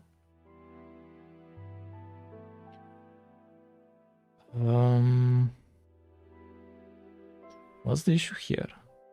Like right now the client says it has connected, but the server doesn't get the connection for some reason. And before, when that happened, it was because we didn't keep the connection going. And we kept it going, yeah, connected to server. We kept it going by calling this function again and again and again. This just keeps the connection going. But right now the server, like, bro, what's happening with the server, man? Yeah, maybe I opened the wrong console. Let's go back. Oh, let's restart. Yeah, that's a bit weird. Yeah, let's output something in the beginning. Yeah, let's output in the beginning here. std cout, just so we know everything is fine. Server started. std end line, just to be sure. Yeah, server started. Everything is fine. Server started. And here client, we connect. And client connected.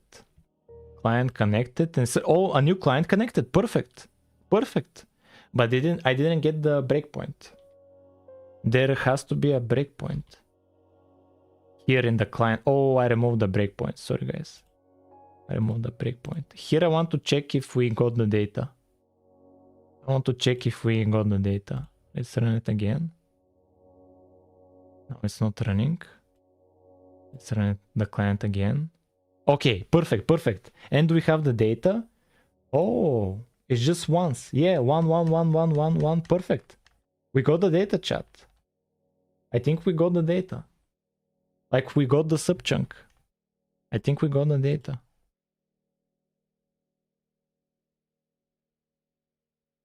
Let's change the... okay, let's render it. Let's actually use it and render it. Okay, we got a subchunk, which is a subchunk filled with just solid blocks. This subchunk is filled with solid blocks. Let's render them. We got these subchunks. Let's render them. How are we going to do that? Question mark. How are we going to do that? This data needs to be saved somewhere, and we need to check constantly We can create a structure. We can create a structure and save this data in the structure itself, and to go over the structures and see if one of them has new data, like something like that. Maybe.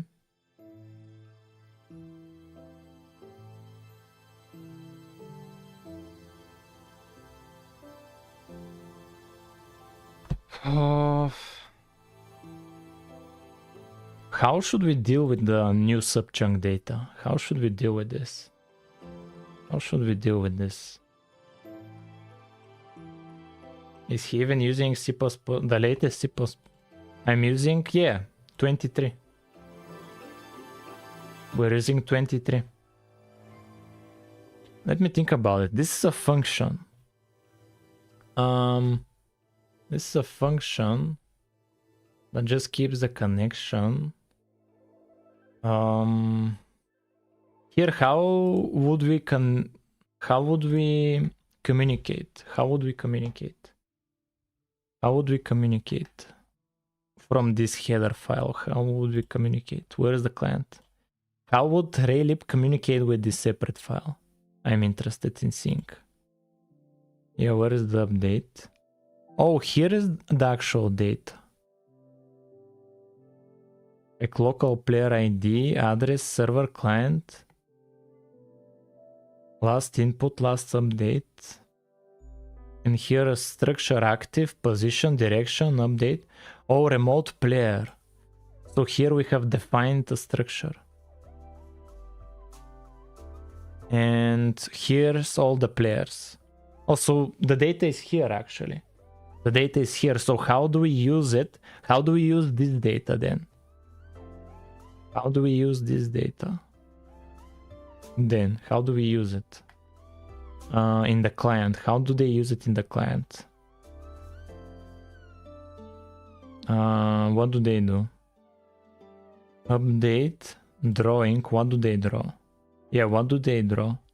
In draw game, they just draw text, disconnected, connecting, and here the player position, get local player ID, and here player colors, get player position. It's a function. Draw rectangle. Okay, let's see, get player position. Oh, it's again a separate function. In net client C, yeah, it's here. Which returns, what does it return?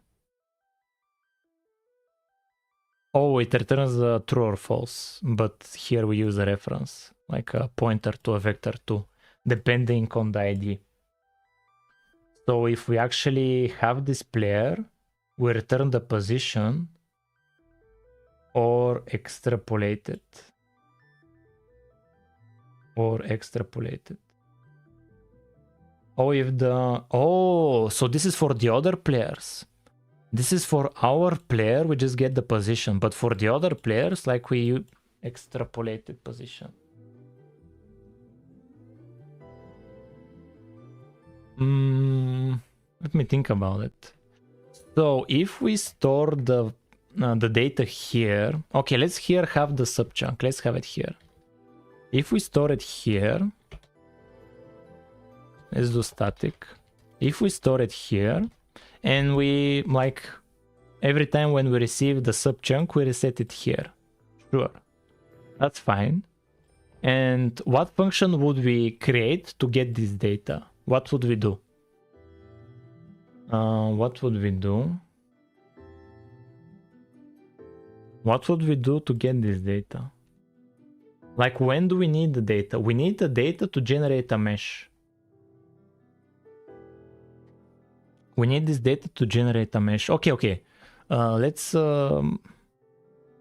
see here.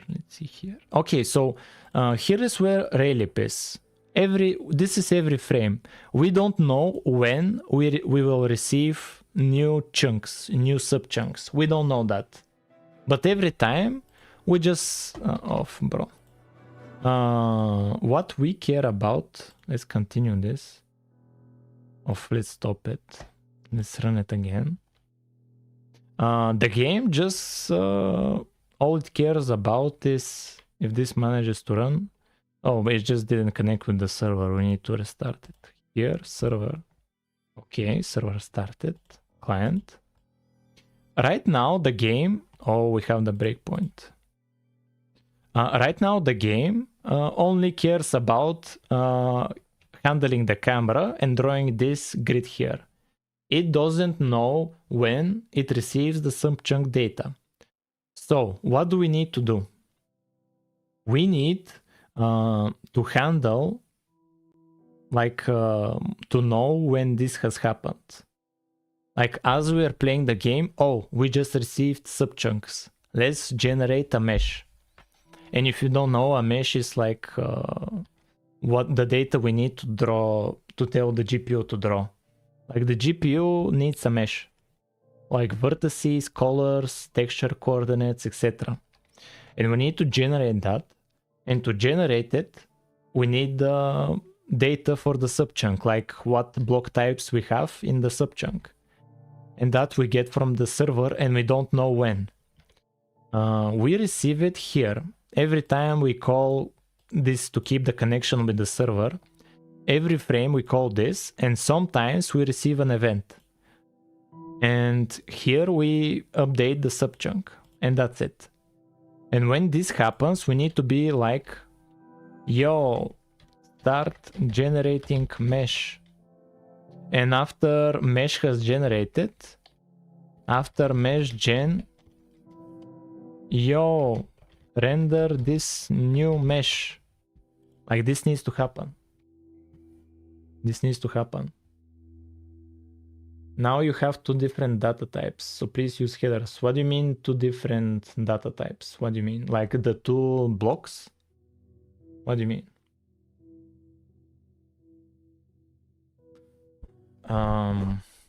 Detective Jones is fine right now, it's fine.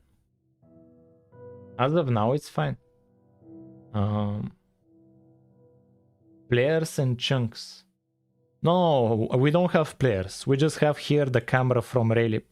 We're not... right now we keep it simple. We don't let the server manage the camera position.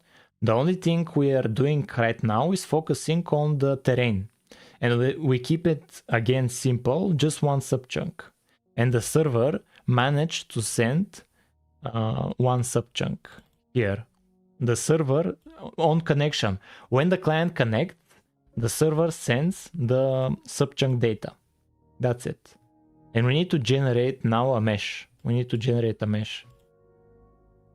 We need to generate a mesh. We need to generate a mesh. Accent is amazing. Thank you. That's kind of you. Mr. Gobo, 2026. First one chunk, maybe I'm ahead of myself. Yeah, this is just a single subchunk. Let me think about it. Yeah, we need to generate a mesh. Okay, let's generate it here, bro. Let's generate it here. Mesh. Let's generate it here. Subchunk mesh. Let's generate it here. Oh no, we cannot. We cannot. Because this is from Raylib. And we'll include Raylib here and it will crash. No, we cannot here. We cannot here. Yeah, gaming. Yeah. Way ahead of you, gaming. Way ahead.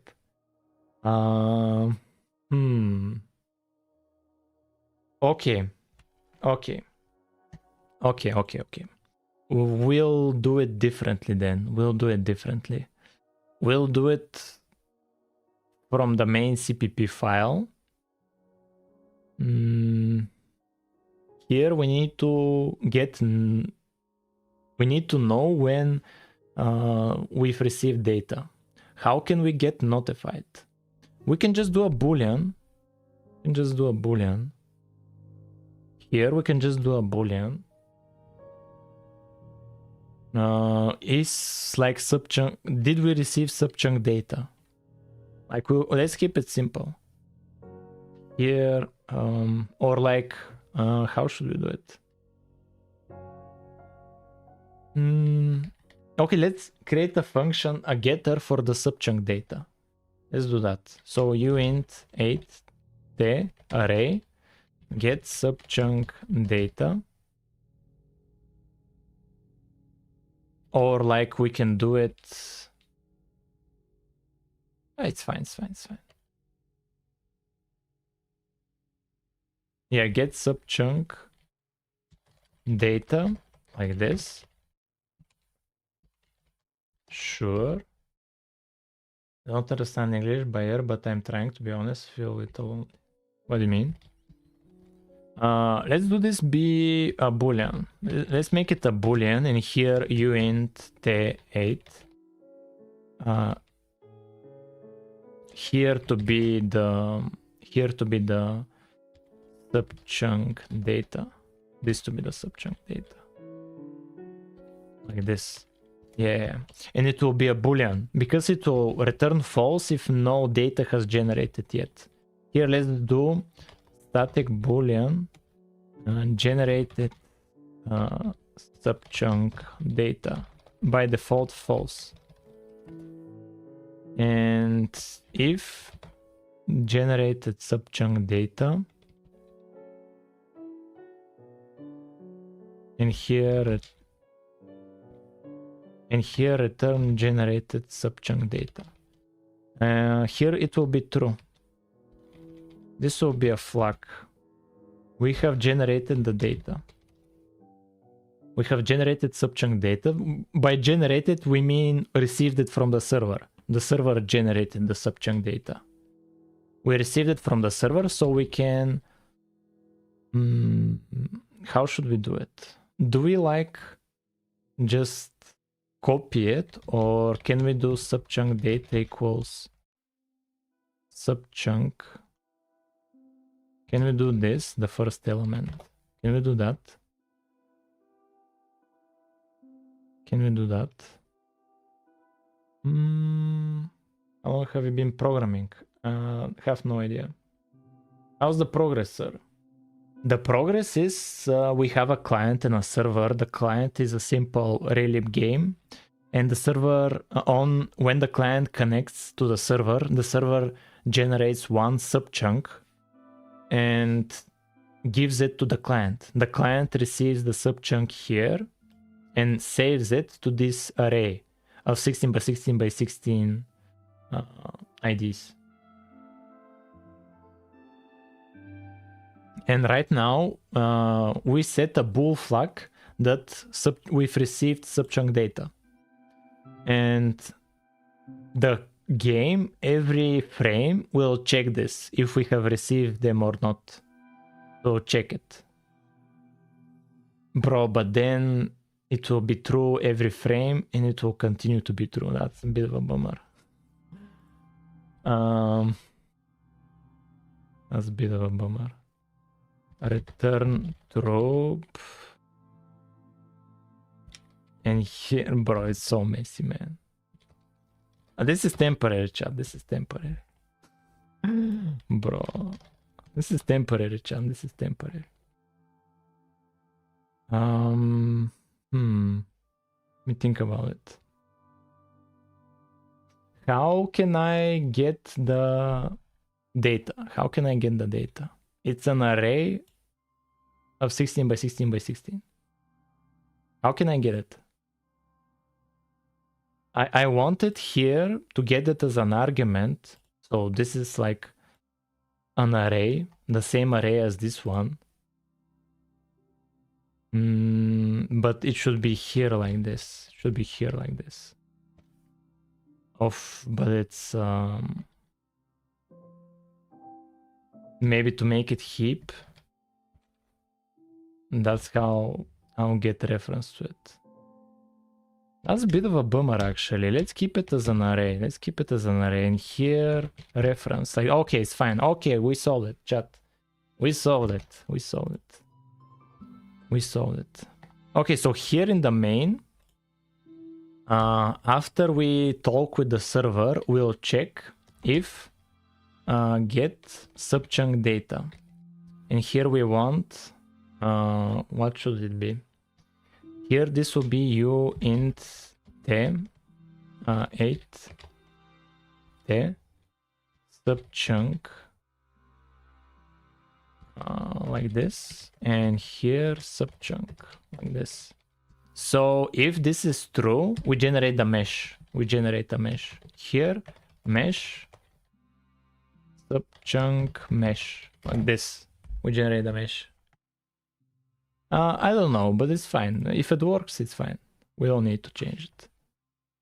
Okay, so here, if this is true, we've actually received subchunk data from the server. Yeah, so let's generate a mesh. Let's generate a mesh. Let's generate a mesh. How are we going to generate it? Well, let's go over all of the blocks. Let's go over all of the blocks. How are we going to do that? Let's do for int x equals 0, x less than 16. Like that, and paste it 2 times. Like that. And here, this is the y. And this is the z. This is the z. And here let's do int index equals 0. And here we do subchunk index equals... No. This is just the data. This is just the data. uint 8t block type. This is the block type. This is the block type. And here plus plus. Okay, we're getting... Okay, now we're parsing the subchunk data. We're parsing it. Let's now generate the mesh. Let's generate the mesh. How are we going to do it? How are we going to do it, chat? For every time, if block type equals 1, this is a solid block type. This is a solid. Here, type 0 equals air, type 1 equals solid stone, like that. Like that. So what now? What now, chat? What now? We need to generate the mesh, the subchunk mesh. How are we going to do it? I had another project, Raylib, no, Visual Studio. I had another project where I generated a mesh for this, I think. Oh, but I think it was just for the subchunk, it was one single cube.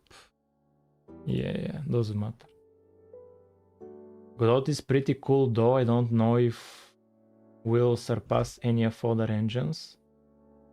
While watching this, it sharpened my developer sense. Yeah, Godot is cool, but it uses GDScript and the alternative is C#.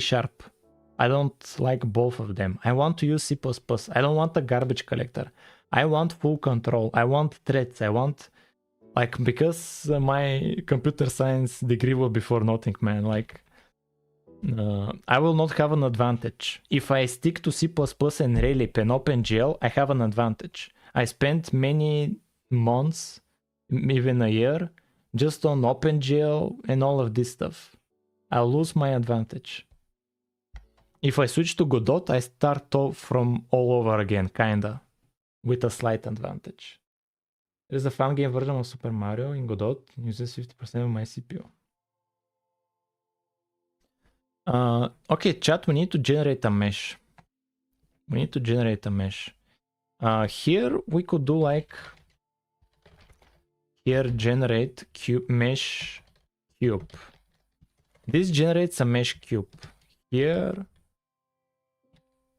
with the width, height, and length.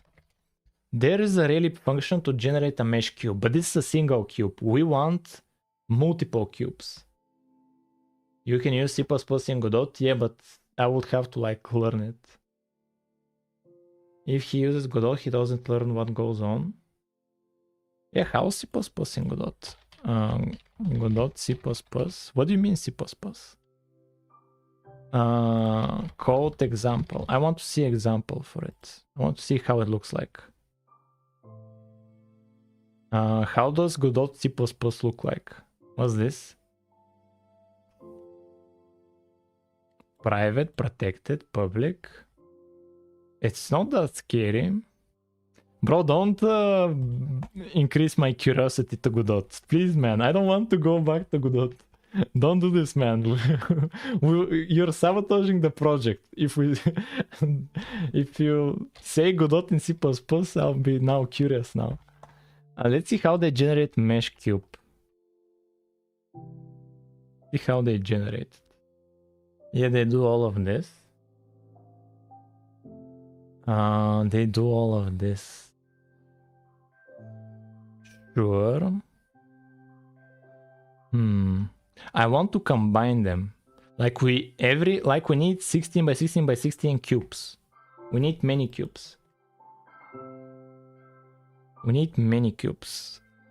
Here it just saves it to a single mesh. It saves it to a single mesh. Yeah, this is the vertices, the texture coordinates, the normals. And here it just sets the vertices, texture coordinates, and normals, and the indices. And then sets up the indices. To be fair, for streaming, also making it from scratch is probably more fun than using Godot. Why do you think that? It's a bit annoying to generate the cube. It's a bit annoying. Like to fill up the subchunk data. It's a bit annoying. We don't have our own abstractions.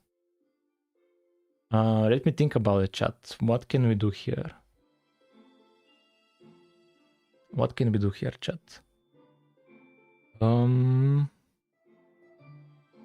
Let's make another function. Yeah, where is this function coming from? Let's make a different kind of function. Yeah, let's make our own function like that. Not in examples. Yeah, here. Let's make another function. Custom, where it just fills up data here. Where it just fills up data. Here I want std vector. I want std vector of what should be like reference of floats, maybe.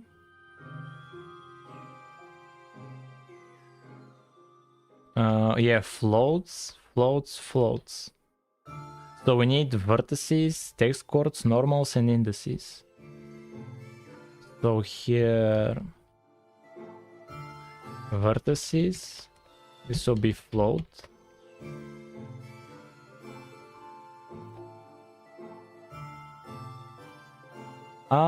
I could make it, I could just copy it. No, let's not change Raylib code. Let's just copy it. Let's not change the Raylib code, it's fine.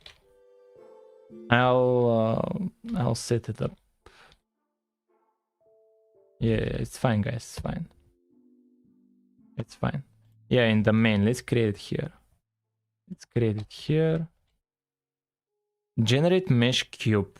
And here I need a structure mesh context, which has std vector of float, vertices, include vector. It has text coords, it has normals, and it has, I think this is unsigned char indices, but let's see. Yeah, unsigned short. Unsigned short. Unsigned short, like this. Okay. And here I want to receive mesh context reference, like this. And here we'll not be generating a mesh. Here it's void. It's void. And what else? We don't care about this. We don't care about this, and we don't care about this. And don't care about this. Okay, it's fine. Vertex count, triangle count. Let me think about this, chat. Even indices. Do we need to worry about indices? Yeah, I think we need. Yeah, so here, vertices, text corp, normals. Okay. So here, basically what we're doing. How long have you been writing this game? In about 9 days, it will be 2 months since we started. In about 9 days. So chat, this function generates a cube because we need to generate a mesh for a single subchunk that we received from the server. We need to generate a mesh, and we go over every cube and we need to generate it, and we'll not handle culling. It's fine, probably, hopefully it's fine. If we don't handle culling, it will probably not be fine, actually. Don't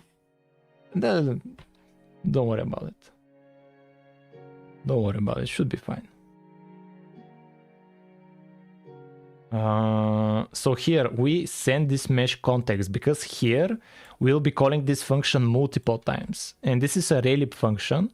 Usually it returns a mesh, but I don't want a mesh. I want multiple cubes in a single mesh. I don't want a single cube. Bro has a function for generating a cube mesh. Yes. Are you like subtitles? We got helpful subtitles.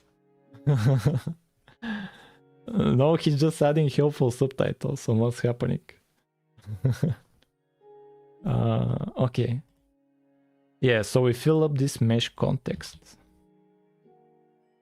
Yeah, here instead of giving it to the mesh vertices, we'll fill up mesh context.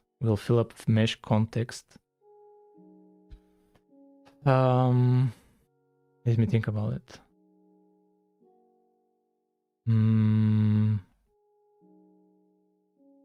How to more quickly fill it up? Yeah, let's do vertices. Can I... how to do it? Push. And here. Can I push back the whole vertices? Can I? Please? I don't want to do a for loop. Isn't there a function to like push all of this data to this vector floats? Push all of this data. Like this is vertices for a single cube. Isn't there a function for that? Here, like copy, array copy.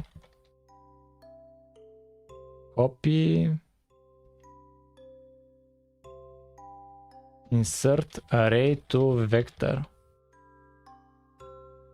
Do I need... Okay. Vector insert or std copy?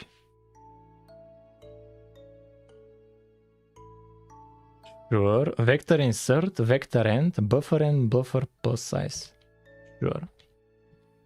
So, but there is a bit of an issue. We need an offset. We need an offset, actually. Because this is every time like between minus 0.5 and 0.5. We need an offset, sadly.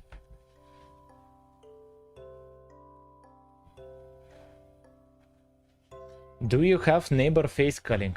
This is just a separate simple project. The main one has everything we need. This is just to test networking.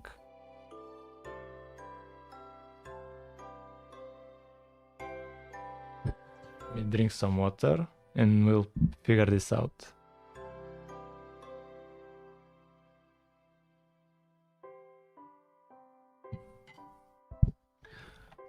We need an offset. Let's get position as well. So float x, float y, and float z. And we'll just do a for loop, just for the vertices. for int I equals 0. Oh, but we need to go over by 3 elements because here is x, y, and z, x, y, and z. How many elements is this?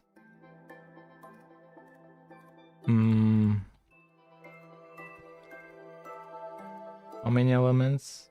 24 elements. Yeah, it's 24 elements. Okay, let's do a for loop. I less than 24, I plus plus. And here we do mesh context, vertices, push. We do vertices I. We do this 2 times.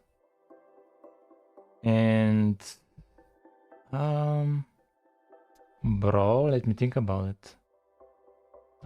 Int index equals 0.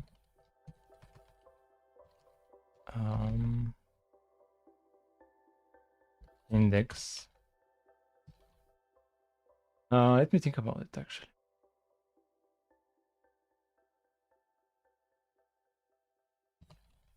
Like this, index. And here this needs to be then plus plus, plus, plus, plus. Hopefully this will work. There should be a simpler way to do this.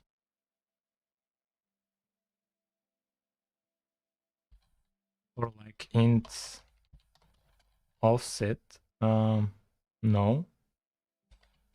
Like I want to go over like here 1, 2, 3, 4, 5 and up to 24. And for every time we go 1, 2, 3. 1, 2, 3, 1, 2, 3, 1, 2, 3.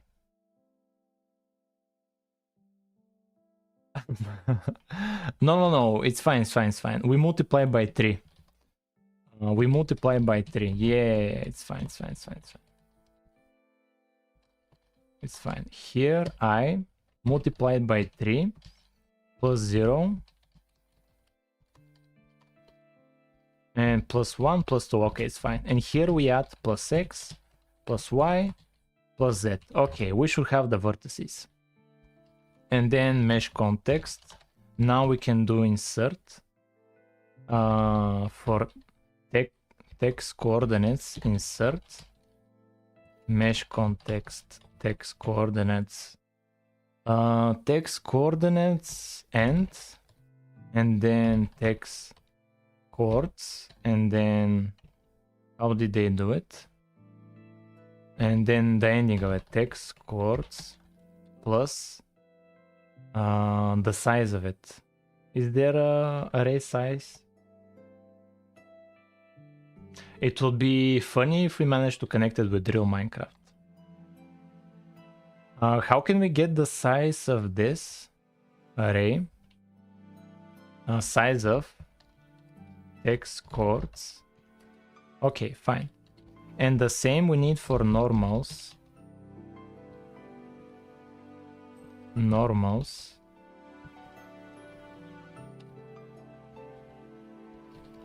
Like this. Normals. Like this. Yeah, mesh context, normals, insert, mesh context, normals and normals, plus size of normals. Oh, we don't have the ending. That's a bit of a bummer. And now what? Now we don't need this. We don't need this. And here, what is the idea here? We don't need this. And here, instead of doing this, we want to push to the indices array, I think. How should this happen actually? How should this be done? We can do this separately, the indices. We can do the indices separately. Or like we can just do an offset.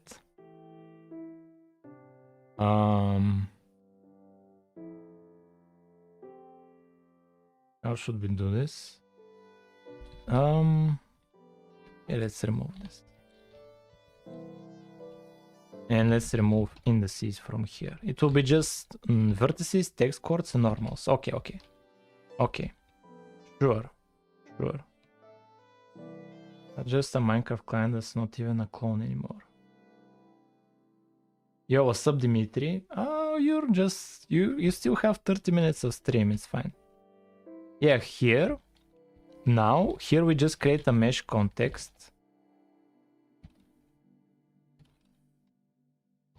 And yeah, we generated once actually here, mesh context.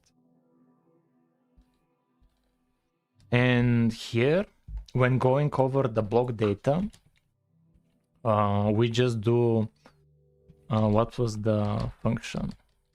Generate mesh cube custom. Our own custom solution. Here. Generate mesh cube custom. 1, 1, 1. And then X, Y, and Z in the mesh context. Like that. Sure, fine. And now we can generate the actual mesh. Now we can generate the mesh.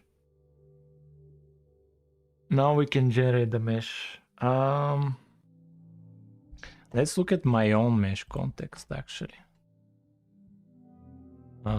Mesh context.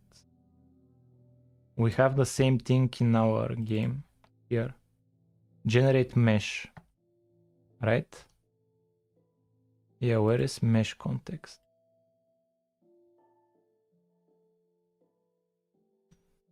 Append, clear, generate mesh. This thing, yeah, this thing we want. We want this thing.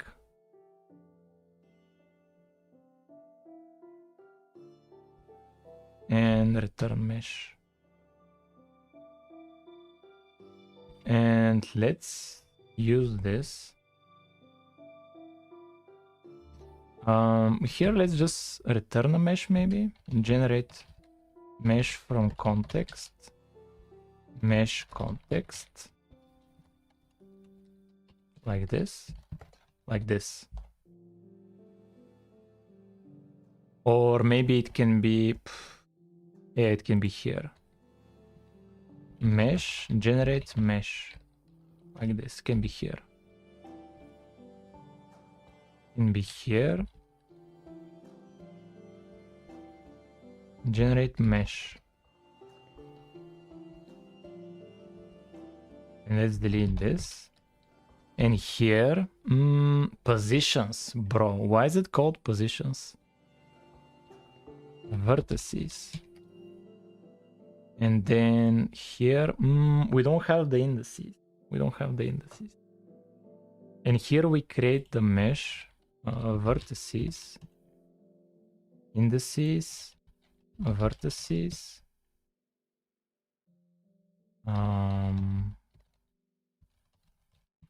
vertices,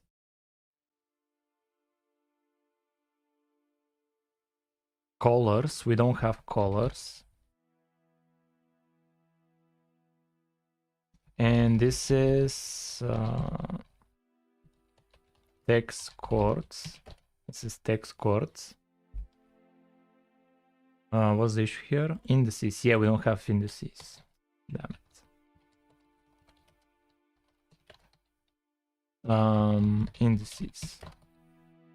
Indices. So what's this? And here, why is this complaining?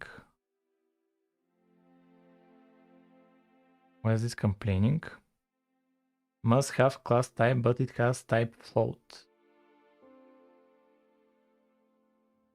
Yeah, because this is a float type. Oh. Yeah, in my project it's different. In my project, it's a vector 3. Oh. That's a bit of a bummer.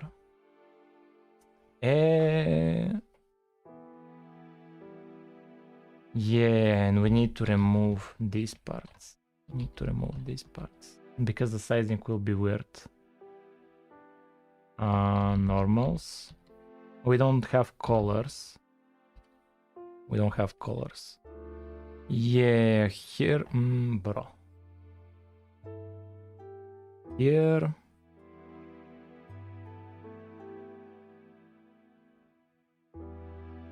No, we can do vector trees. What do you mean my own protocol? What do you mean by that? Yeah, let's do this be vector tree. And this be vector 2. This be vector 2. Or is it 2? It's 3, I think. And unsigned short indices. Like that, perfect. But now here we need to make it a bit different. Here we need to push back like that.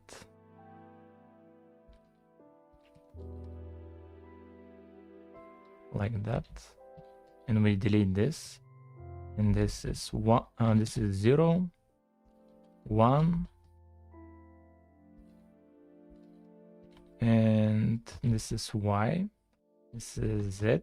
And this is +2. Oh, bro, then the texture coordinates. Texture coordinates, how many are they? 24. 24. Yeah, we need to do the same. Here, text chords. We need text chords. I times 2. And here text chords. I times 2. Like this. And the same for normals. Same for normals. We push back, but times 3. Times 3. And here +2. +2. Like this. And we need the indices as well. How will we generate the indices? Where is the Raylib? Generate mesh cube. How do they do it? Generate indices here. We'll just do this. We'll just do this. But here I want this to be... let me think about it. We don't need this K. We don't need this. This is added later. Here, this is just indices pushback. Push back.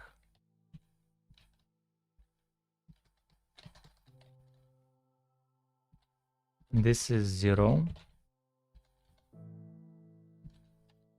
This is 1, 2. This is 0.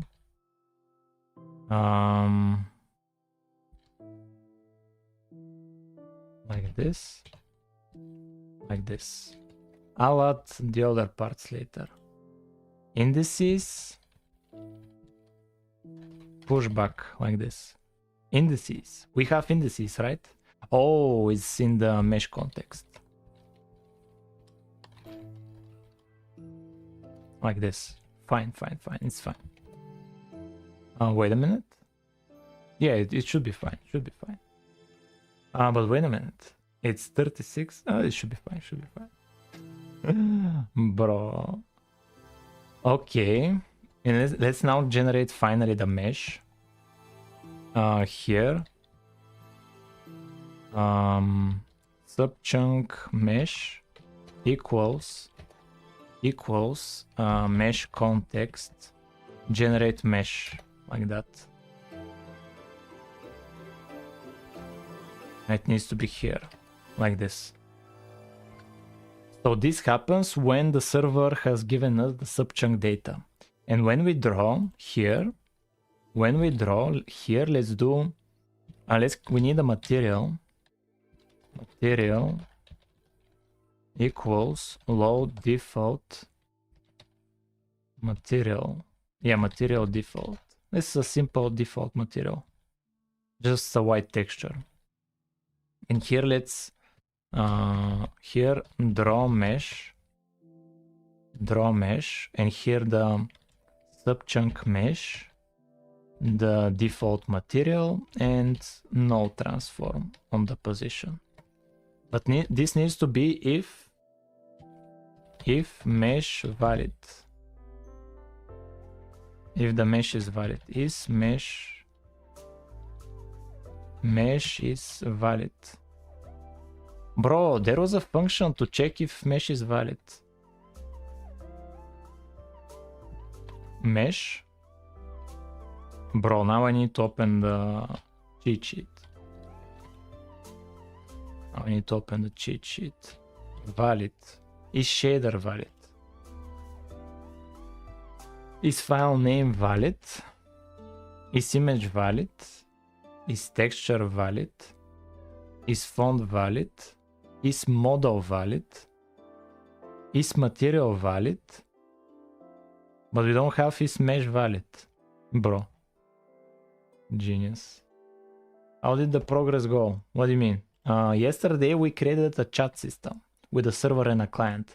And now we're trying to make the client be a Raylib project that gets subchunk data from server and generates a mesh and draws it.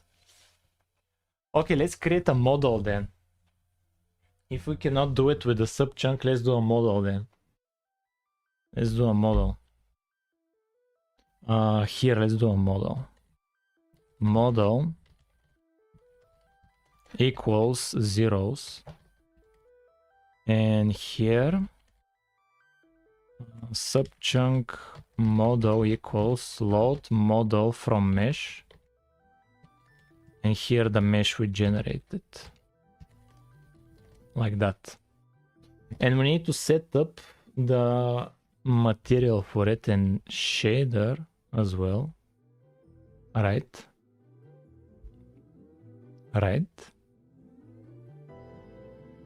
Load model from mesh.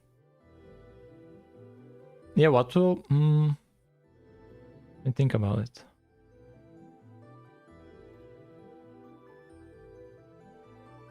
Now wait, the cat is here. I need to give it attention.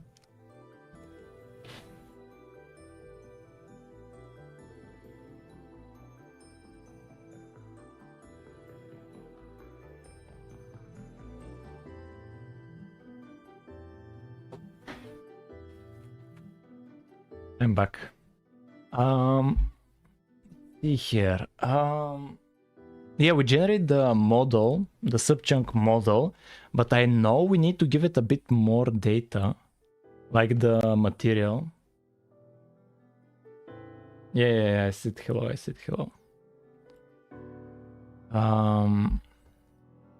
me think about it. Raylib generate model. Like we need to give it the material and shader here. Generate mesh custom. Yeah, this thing. Here, this thing. Oh, we need to upload the mesh. Yeah, we need to upload the mesh. Yeah, okay, let's... yeah, I forgot about that.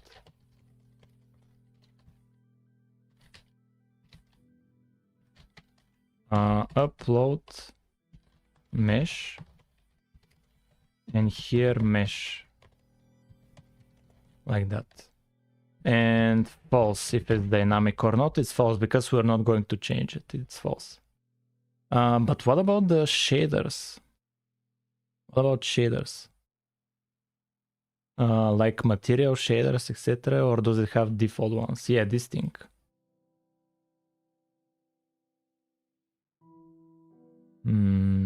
Oh, let's just draw it, man. Let's just draw it. Here, if is model valid, if subchunk model is valid, we draw it. Draw model. Subchunk model. Position is 0, 0, 0. Scale is 1. Color is white. Color is white. Like this. And let's see what happens. Let's see what happens. We need to start the server. Or restart it actually. And let's start, what's this? Let's start the client. Let's see what breaks. Something should break. Get subchunk data. Subchunk is being used without being initialized.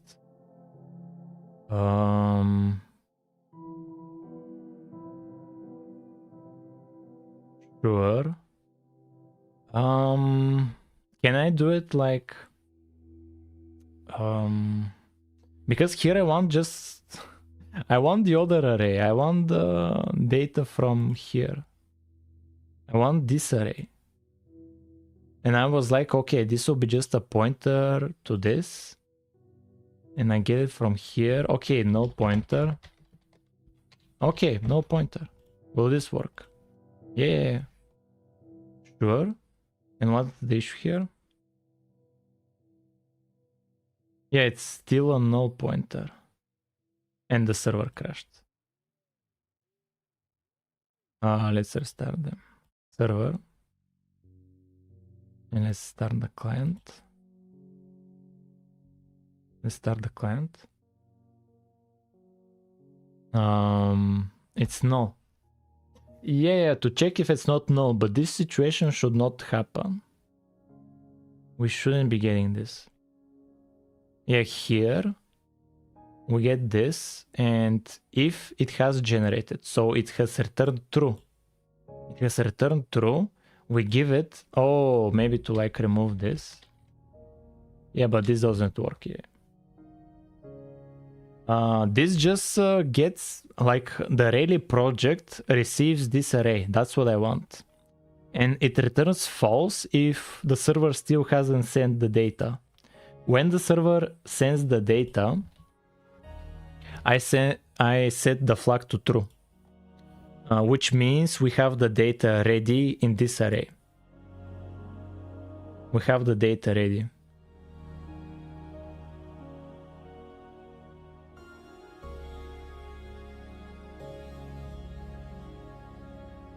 Here, I pass it like a pointer to this. Right now, the pointer being passed is only being assigned to locally. Oh. So you mean like reference to this? Bro, that looks weird. That looks weird. Is this fine? Will this work? Is this fine? No, not revert. What does revert do? What does revert do? Off, it removed my code.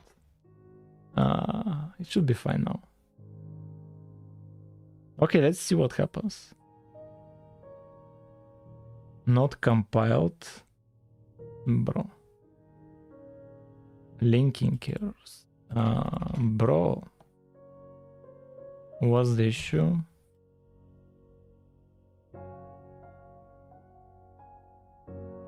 Oh.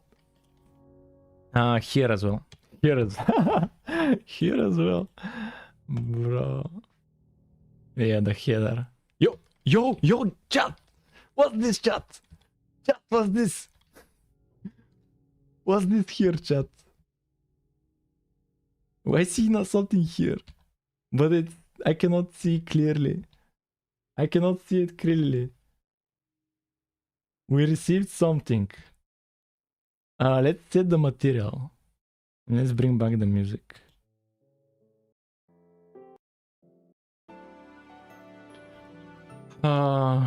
Bro, how to set the material?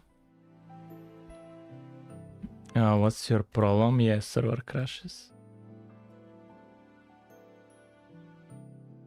Let me think about it.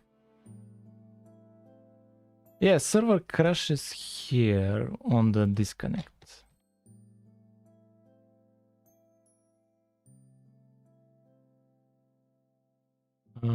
STD, cout, client disconnected, just like that.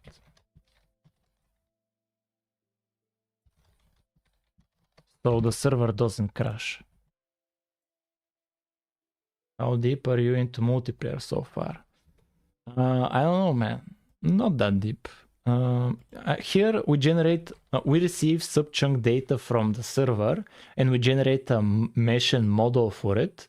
And now we want to set its materials. Subchunk model materials maps diffuse equal load default material. Default material, can I do that? Of material. What does it expect? A material. Yeah, this is a material.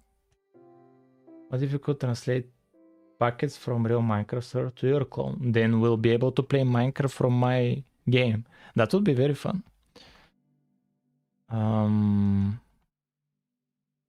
Where is the default material? Yeah, here, material is this. And we set it here.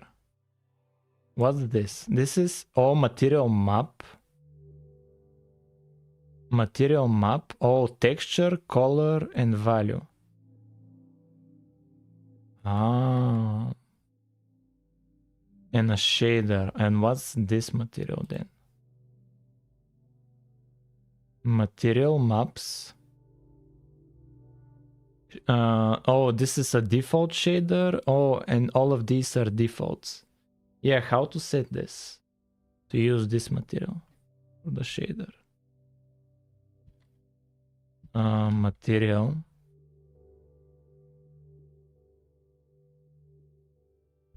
How to set this, bro? Or should I just copy what we do here? Bro, come on.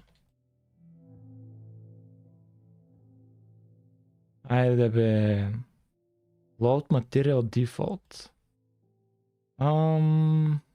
Yeah, the map diffuse is just this white texture. Color white. Okay, we'll just copy this and this. We'll do it manually.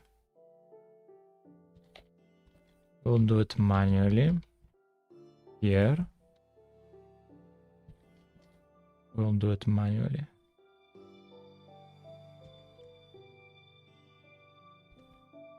Let's see now. What did I break? Here, material. Material shade, bro. Here, can I do materials and shader ID equals this? Do I need to include? Okay. And then materials.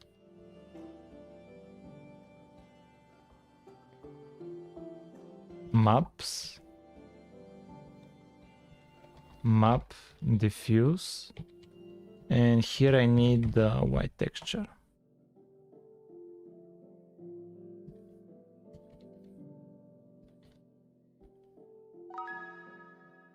Yo, what's up?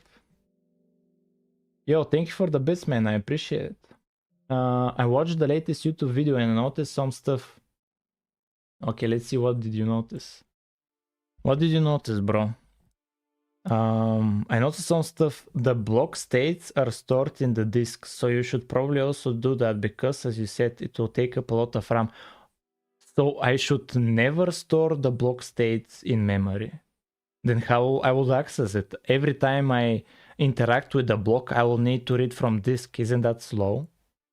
The water and lava textures have 32 by 32 texture when it's falling. Yeah, we found that in that video is from previous streams. We figured it out that the folding is a higher resolution. That's why there was a big blob. Does not use different spots on the atlas. Oh, okay. Yeah, thank you, man. Thank you. I appreciate it.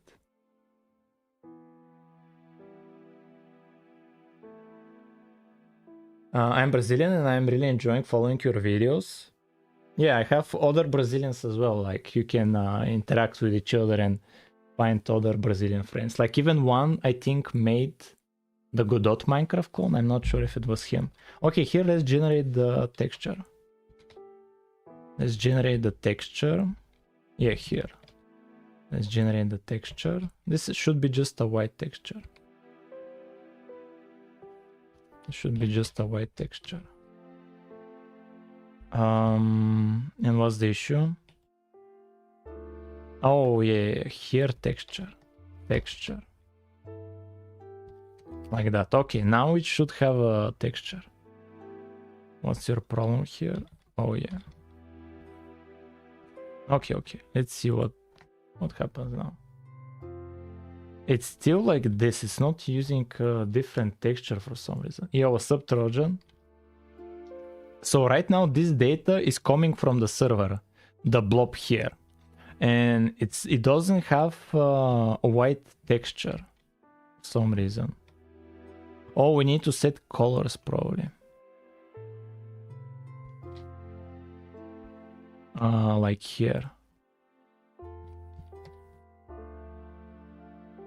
We need colors probably. And here this is like this. Like this. Okay, let's run again. Should probably check the code. It's completely deobfuscated. I don't need to. I'm not interested. I want at least the code to be mine. Yeah, maybe the shader we want to fix up. Yeah, let's make some default shader here. Shader equals load shader 0, 0. This will use defaults. And here, shader, like that. Will this work out? It's still the same. Okay, we need to use render doc probably to see what we're getting as data. Oh, maybe like issues with normals. Maybe. Here, what do we do? White. What if we do red overlay? A red tint? No, it's still the same. Okay. Okay, we need to use render doc. I didn't want to use render doc because it takes time to find the file, to execute, to screenshot. It's annoying. But we don't, it's the last resort. Where's the multiplayer? Where's the multiplayer? Multiplayer, client, out, build, debug, client, launch. And let's see what's this shape. What is the shape we're getting? What's this? Highlight draw column. Draw elements. Oh, why are there so many elements? Wireframe. Bro, look at how many cubes. Look at how many cubes, bro. That's wild. That's wild. Fly camera.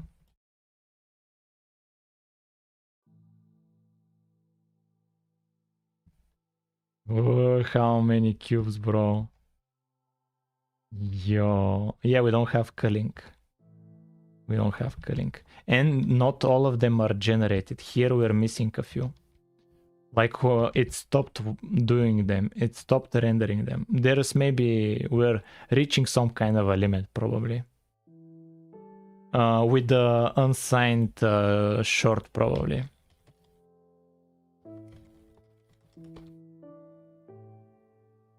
For the indices, yeah, 65. Okay, and so if we have 16 by 16 by 16 by 6 faces, 6 faces, and each of them 6 indices. Look at this.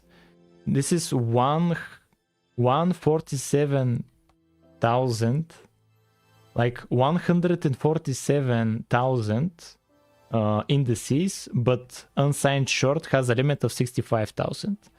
And that's why we don't get all of the cubes. But that's fine. That's fine. I at least want to see why we're not drawing it in white. And here's the texture. It's a white texture. No. The one red triangle is something else. This is from RenderDoc. The one red triangle. This is something else. Like here you can... This is selecting the triangle. That's something else. That's something else. Let's see now. Why don't we get a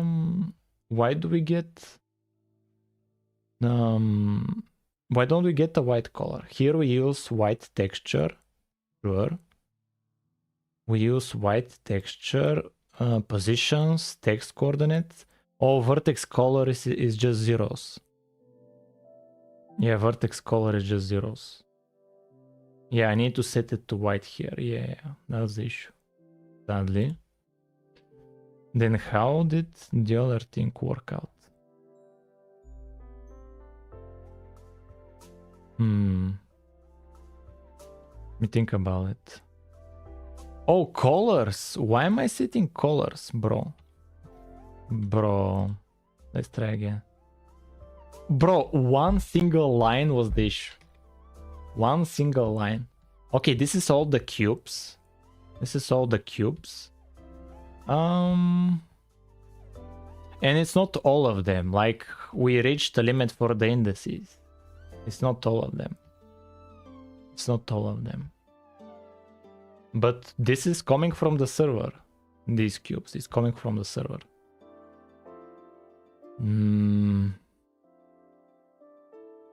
This is coming from the server. Okay, I'll summarize what happened, because a lot happened. So basically, yesterday we started multiplayer. Chat voted multiplayer yesterday. And yesterday we created a basic chat system where you can chat with the other client through the server, a dedicated server. That was yesterday. And today, chat voted again 60% for multiplayer. And today we improved that same chat system, but changed the client to be Raylib. And so when this client connects to the server sends back just this subchunk data. The client receives the subchunk data and generates this mesh. And sadly, like we're generating too many vertices. We don't have culling here. We generate too many vertices. And we use too many like indices actually, to be absolutely correct. And we go over the limit, and that's why we don't get all of the blocks 16 by 16 by 16. And so like we reached to here, but if I had more time, what I would do from here would be, where is my game? Yeah, here is my game. What I would do from here is to have some basic culling and to have multiple subchunks to get like terrain generating. Like to get terrain like in the main game, but just with solid blocks and air blocks. To not have like textures and some complications. To be very simple. What's happening with this project? Yeah, I wanted to run the main project. Just to show you the terrain. Yeah, here. Like, if I had more time, I would like generate a terrain like this one. But these subchunks to come from the server. But the mesh generation to be done from the client. And to not have like trees and grass, but just to be here. This should be a block type solid and everything else to be air and without the clouds. If I had more time, that's what I would do. And then I would focus on maybe the player, how I would handle the player, and how I would handle multiple players joining the same server. How I would handle that. And to make the terrain endless, to follow the player position, to make the terrain endless. That's something I would do if I had more time. And then if I had even more time, that project, I would combine it with this one. So this one to be multiplayer. Because I would have a good enough of a base to combine them. That's kind of the situation. Yeah, this is our savanna biome. Yeah, that's kind of the situation right now. Yeah, but in 3 hours we didn't manage to do much, which is understandable, bro. This is multiplayer, and I don't know how to do multiplayer. It's expected that we would get something like that. It's expected, but I'm surprised. Like we did pretty good. Like where is the game? Here. This is coming from the server. What happened through the stream? What do you mean? Oh, that's Slurp. Yo, what's up, Slurp? This is coming from the server. This thing, this subchunk data is coming from the server.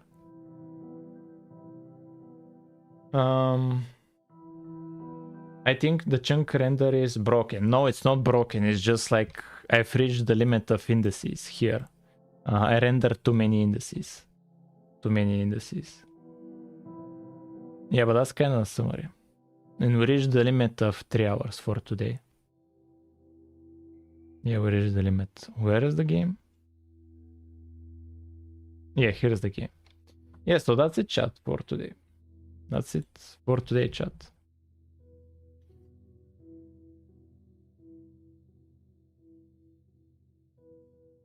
Yeah, I'll see you guys tomorrow, and I'll see what you guys vote for tomorrow to implement. Hopefully not multiplayer. Hopefully not multiplayer, chat.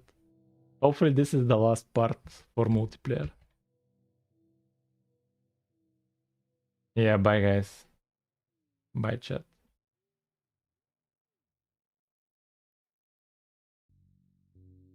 Bye, chat.